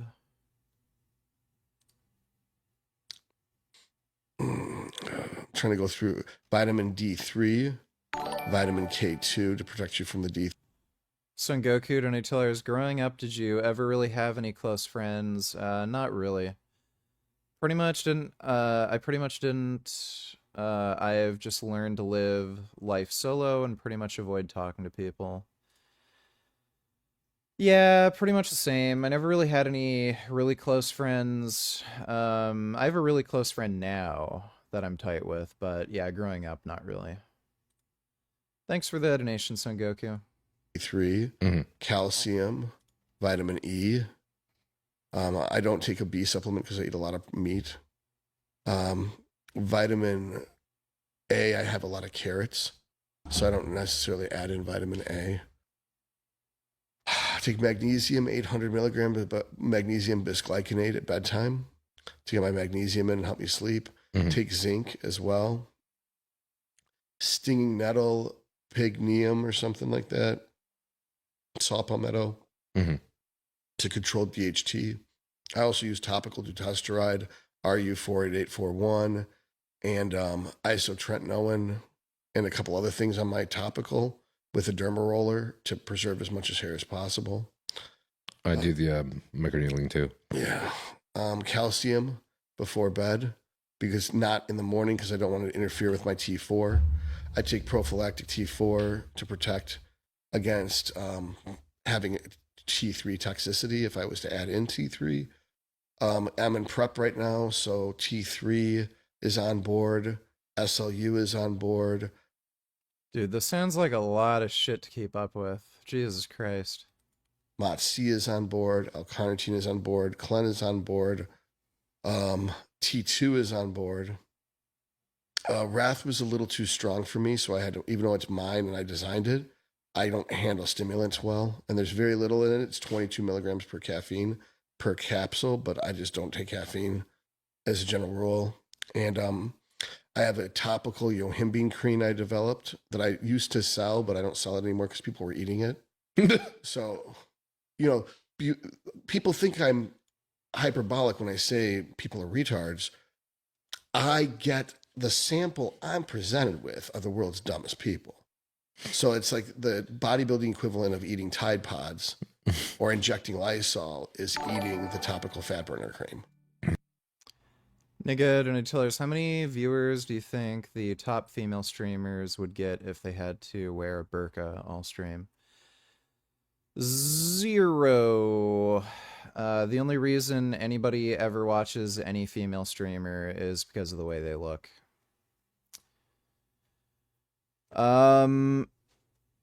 Just watch any female streamer. They are unbelievably, remarkably boring. This dude needs to fix his fucking nose. Just listening to him makes me feel like I need to clear my nose. Steroids can cause nasal congestion, and I think growth hormone does that too. I think I've experienced that a little bit, but yeah, growth hormone and steroids can cause some nasal congestion. Thanks for the donation though, non-wib. Yeah, so female streamers are unbelievably, remarkably boring. I find most streamers boring, but female streamers are in a whole nother level of fucking boring. They have no opinions on anything. If they're reacting to like any kind of content, all they can do is stare at the screen or giggle or talk about something completely irrelevant. Most of them suck at video games too. Like, they're not good. The way they play isn't even like particularly entertaining. I'm sure there are I'm sure there's one female streamer out there that may be entertaining, but like they're all boring as fuck. The only reason anybody watches women online for entertainment is to have some like weird parasocial relationship with them where like you're imagining them being your girlfriend or to like whack off to their tits. But Asmongold, Hassan, like they're boring fucking idiots too, but female streamers are just a whole nother level of fucking boring. So yeah, if they had to wear a burqa, nobody'd watch them. They'd make $0. I have a confession. I'm wearing an adult diaper. I'm wearing an adult diaper. I'm wearing an adult diaper. I'm wearing an adult diaper. I'm wearing an adult diaper. I'm wearing an adult diaper. I'm wearing an adult diaper. I'm wearing an adult diaper. Wow, Richard, I did it. Well, I'm proud of you. Thanks for the donation, We Are Squidward. And thanks for the donation, nigga. Donated $2. Let me see. If I was a woman, I would never, ever in my entire life trust or date a vegan guy. Do you spend a lot of your time imagining being a woman? And this is not some cringe carnivore post. What was your need to say that? Vegan men especially are such emotional beings. Oh my fuck. This is not a hit piece. Yeah, you keep saying that. It's almost as though you've had an emotional overreaction to people choosing only to be kind to animals. The fact that I'm thriving proves that you're funding unnecessary animal cruelty, and therefore you need to try and make it right somehow. Ridicule is your defense mechanism. The sole reason that they are vegan is not about health. The sole reason? I can name you 3 or No, testosterone does not negatively affect memory or cognition. If anything, it helps it. So, estrogen is important for protecting your brain, and if you have low test, you may have a lack of conversion to estrogen, and that can cause neurodegenerative, or increase the likelihood of neurodegeneration. That's actually part of the reason why women are more prone to getting Alzheimer's dementia compared to men, because they go through menopause. But yeah, if you have low test, you might also have low estrogen, and that can be an issue. But testosterone does not negatively affect cognitive outcomes. Dude, this cat's paws are so soft. Oh my god, I love his paws and his toes. I just love this kitty. He's such a good kitty.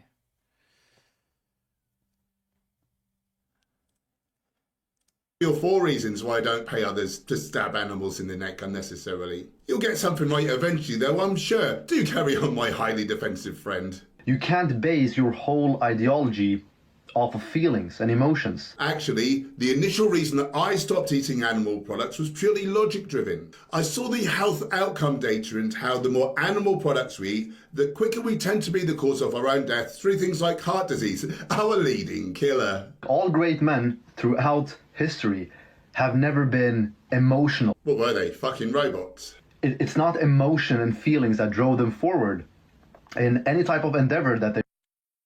These fake alpha male dipshits are the most gay bitch faggots on the fucking planet. Like, I love how this fucking beta male twink who can't even bench 2 plates is talking about, real men would never eat tofu because if you do that, you're emotional. Like, oh my god, what a fucking weenie. They pursued, right?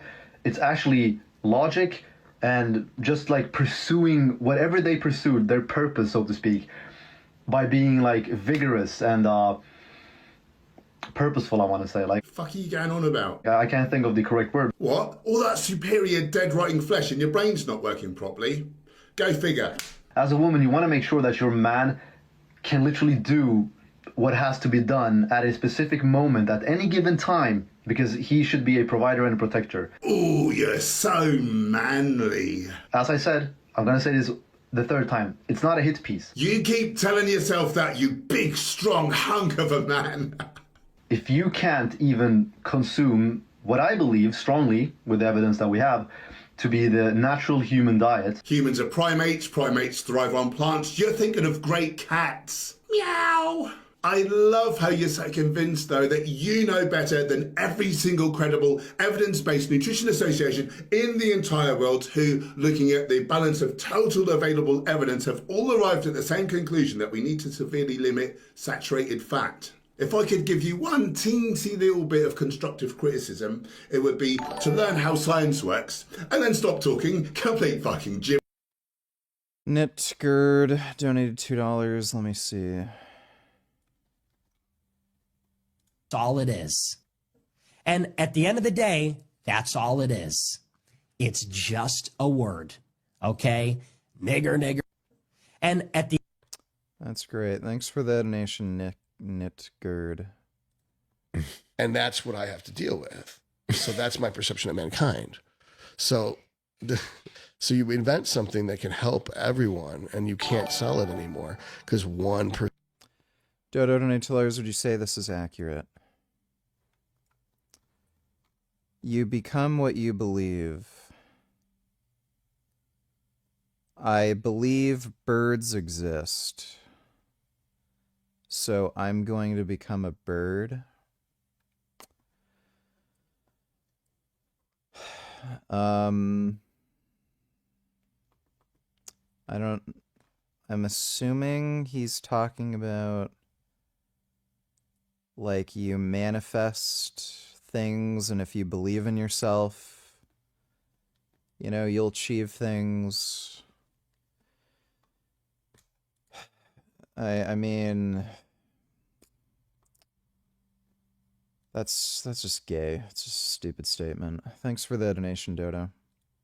Percent is so dumb that they're so dangerous that, you know, when I made D2 liquid, everyone was drinking it from the bottle. They weren't using the oral syringe that came with it. And it was making their thyroid stop working. I'm like, well, this is a lawsuit waiting to happen. I'm not going to make this anymore. So no one ever sued me because we're so well together. What about methylene blue? Have you tried that? No, because Ella, Scientific Snitch, says that it's a DNA chelating agent. So it's going to cause massive DNA damage and rampantly increase the risk of cancer. People are afraid about using GH because GH causes cancer. GH doesn't cause cancer. It causes IGF-1 to go up, and IGF-1 grows everything, right? Muscle and cancer alike. But eating protein increases IGF-1. Lifting weights increases IGF-1. So everything you do to grow muscle also would grow cancer.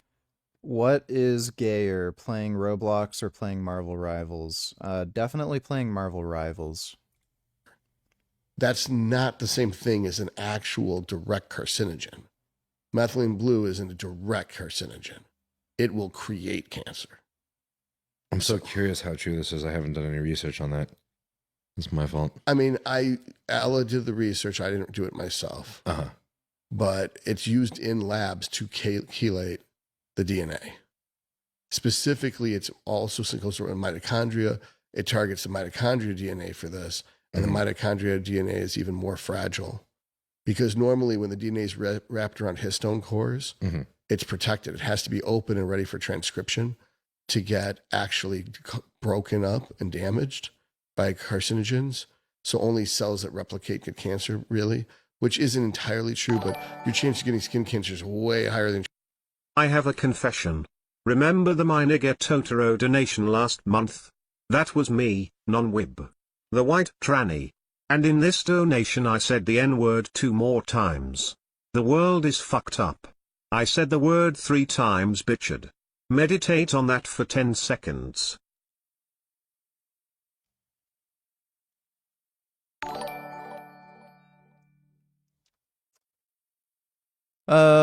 That's fine. Thanks for the donation, my nigga Totoro. Dodo donators, if you had Jasmine with you at any of these pools, would she be a downer the whole time? Also, can you keep the music on for all of these?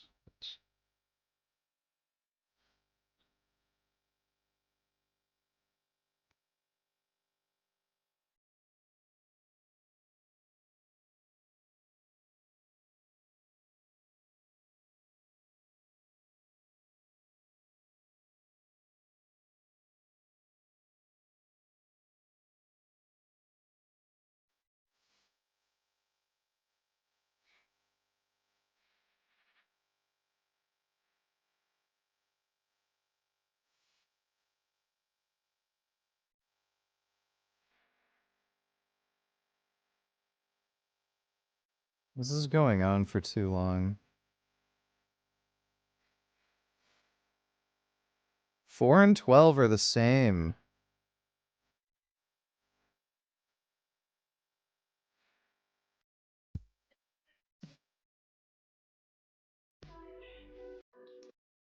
Yeah, I'd pick like 4 and 12, and yeah, she'd be a downer. Choose one god to protect you. The others will attack.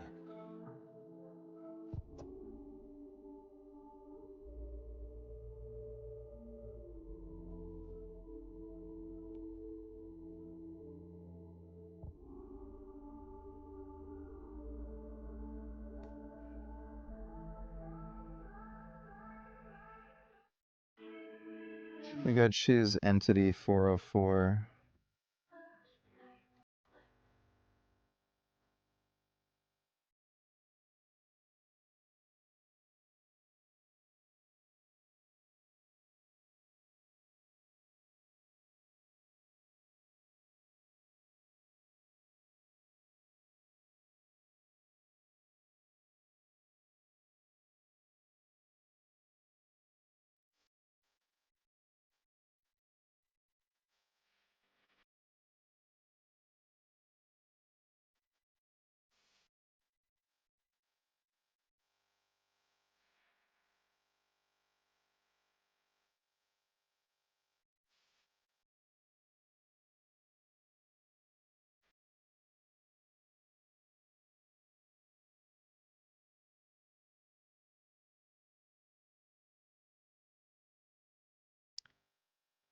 I think I'd choose 11.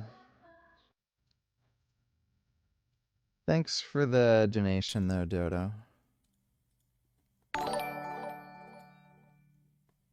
Can you count down from 5 real quick? I want to bust a nut on my monitor. 543210. Thanks for the donation, vegan faggot. A chance of getting a neuronal cancer because neurons don't replicate and skin does. Mitochondria have a much more vulnerable DNA. I think there's the mitochondrial DNA has less histone core, or it's in a transcription available state more often, so that there's more opportunity. Okay. I think it also gets in the way of the CD4. What you said about women and not being funny reminded me of this clip of this, sadly, too early past legend. The link brings you at the starting point. Yeah, I've seen that clip. I'm not going to bother watching it. I know what he said. Thanks for the donation, G. Or CD1 and 2, which are basically anti-cancer checkpoints. I'm curious what Dr. Scott Scher would say about this. I'm kind of I have a feeling that it's this was one of the things that were very dose dependent, where I think the doses below probably 5 milligrams, maybe 10 to 15 milligrams, are significantly lower than the doses applied in this study. But I mean, this is something that I feel like I would have to look at myself, and I'm kind of just throwing shit out. So, but that's good to know. Damn. What about retatrutide? I love Retta. So Retta, I never used Ozempic and I never used Tirzepatide. But Retta in the beginning of prep, it just took away all hunger. I just didn't care. I'm still very food focused now. Once I got lean enough, it's just, I don't think it matters. I think it's different mechanisms that are in play. Maybe Retta's helping. I'm only using 2 milligrams twice a week. And I know I could use up to 12. I probably should up the dose again to 3 milligrams twice a week. How do you feel on it right now, I guess? I feel fine. Yeah, you don't feel any, there's definitely like no nausea or anything at this dose. I've never had any nausea. And how much do you inject it right now? On a high day, at the end of the high day, I use 2 milligrams. Okay. And then I have 2 high days. Well, 2 I high have days. 2 medium days. I have 2 3,000 calorie days. And my normal days are 2,000 calories. And I've been like that for since 16 weeks out. Whereas normally I'd be at 200 carbs the last couple weeks. Do you think Ronnie Coleman might still be able to to walk if he hadn't lifted with heavy, especially on squats? Well, I think the reason he has the back problems he has is because he would train with back injuries and not give two fucking shits. He was just doing stupid crap. He talked about how he probably ruptured a disc. He felt like some loud pop in his back, and then he'd still finish the workout and he'd lift super fucking heavy. So that's probably what fucked him up, not the heavy lifting. It's the heavy lifting while being fucked up and injured. So yeah, no shit, you're gonna fuck yourself up doing that. But if he would just let himself heal, and then get back at it once he's healthy, I don't think he would have had those problems. Q donated $2. Let me see. What's good, YouTube? How you doing, man? What the fuck are you doing in here? Hey, what the hell you doing in here? Right. Oh, it's that discussion. And sometimes they need to take the edge of it. Style. Like fucking creep all over. Hey, come. Only thing you got is your word. I put that shit on my mama. He puts that shit on his mom. Today, always gonna be money. Always gonna be hoes. Always gonna be something. Only thing you got is your word. I put that shit on my mama. Oh, brother, this guy stinks! No. This isn't very funny. Thanks for the donation, Q. Before a show, I've been under 200 carbs from 16 weeks out. So for 8 weeks, this is the longest, most brutal diet I've ever done. Yeah. And I feel nothing compared to what I would normally feel. No. Because of Retta. That's awesome. And then the energy I get from the MOTS and the SLU, the combination of those three, not that that's all I'm taking, but that's the 3 new things this prep that I've never done before. And out of 17 years of competing, this is by far the easiest prep I've ever done and the leanest I've ever been. 15 weeks out, 12 weeks out, 11 weeks out. How many weeks out are you now? I'm like 8. Yeah, your arms look pretty fucking lean. I was down to 184 this morning. Do you remember what was your last stage weight? Do you remember? Well, I got down to 177, but I fucked up my peak, and so I was on stage at 191. Oh shit! I looked my best at 184. So I don't look good today, but I looked really good Saturday morning. Okay. Saturday morning I was 187, and I was like blasting full, vascular striations everywhere. Nice. The only thing that's not in is my glutes, but with classic, your glutes are covered up by the trunks anyway. Yeah. Your diet sounds kind of similar to mine. Also have the carrots. Also got 2,000 calories about for a base, and my high days are higher than yours. They're about 3,400, 3,500. And I have been considering starting Retta. I wanted to try tirzepatide first to see how that is, and then go on Retta just because I want to, just out of curiosity. But what? Why would you rob a bank with a knife when you could rob it with a gun? So I think the first thing is I've read some anecdotes of people that just have to titrate the dose up higher and higher. And I know I'm probably not going to ever run into that problem for as long as my prep is and how long the next following shows are. But I have tirzepatide on hand anyways. Okay, that's a different story. Yeah, they send it to me anyways. So if you have Retta, if you have tirzepatide on hand, then you could use that. But my understanding is it's a lot cruder. Mm-hmm. It's just less sophisticated. I know of some differences, but what are the differences? Well, there's no glucagon in the tirzepatide. There is glucagon in retatrutide. Right. So I had a 136 average blood glucose on 50 units of insulin. I used 1 milligram of Retta, and the next day I didn't use insulin, and my average glucose was 96. Within a month of using Retta, my average glucose was like 70. Nice. It completely cured my diabetes. Damn. And if I didn't have that, I would have went hypo. I've never went hypo since going on Retta. That's because fucking of the glucagon. sick. Yeah. I never run out of energy. I'm a big fan of how much it regulates blood sugar. Yeah, that's probably my favorite part about it, to be honest. That's the only reason why I added it in. I didn't add it in for hunger. I think one of the concerns I didn't mention that I had, and I know the percentage is extremely fucking small. Yeah, but I tend to be one of the percentages that has insomnia. I've noticed I haven't been going hypoglycemic, even though I'm dieting really hard right now. Might be from the Retta, because I'm on retatrutide right now. You know, like I have this random insomnia, and it's been the worst and annoying thing, and I've had to pay a lot of money just to get like mouthpieces for sleep and all this shit. So I'm a little bit more, I guess, I don't know if it's neurotic when it comes to sleep. Okay, I had a kind of crappy, tiring day, and I'm tired, and I just want to fucking sleep. So I'm just gonna sleep now. I know the stream wasn't that long, but I just need to fucking sleep. So I'm gonna go to bed and sleep.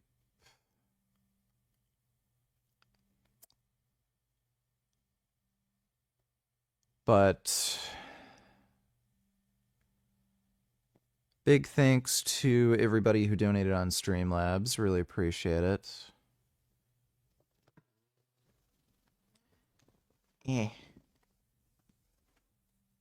Say goodnight to Gum Gum. There's Gum Gum. But thanks again, everybody. Yeah, no battle. I wanted to game, but I'm just too fucking tired. I just need to sleep. I had a longish day. But I will be on tomorrow, and I'll try to stream earlier. I just had some stupid annoying shit where I had to call customer service for hours to figure out some fucking problem, and they still weren't able to fix it and shit. But should be able to be on earlier tomorrow, and we'll game and do fun stuff, and I'll show my penis and whatnot, do full nudes on stream. But thanks again, everybody. Hope you all have a good night and some sweet dreams, and I'll see you all tomorrow.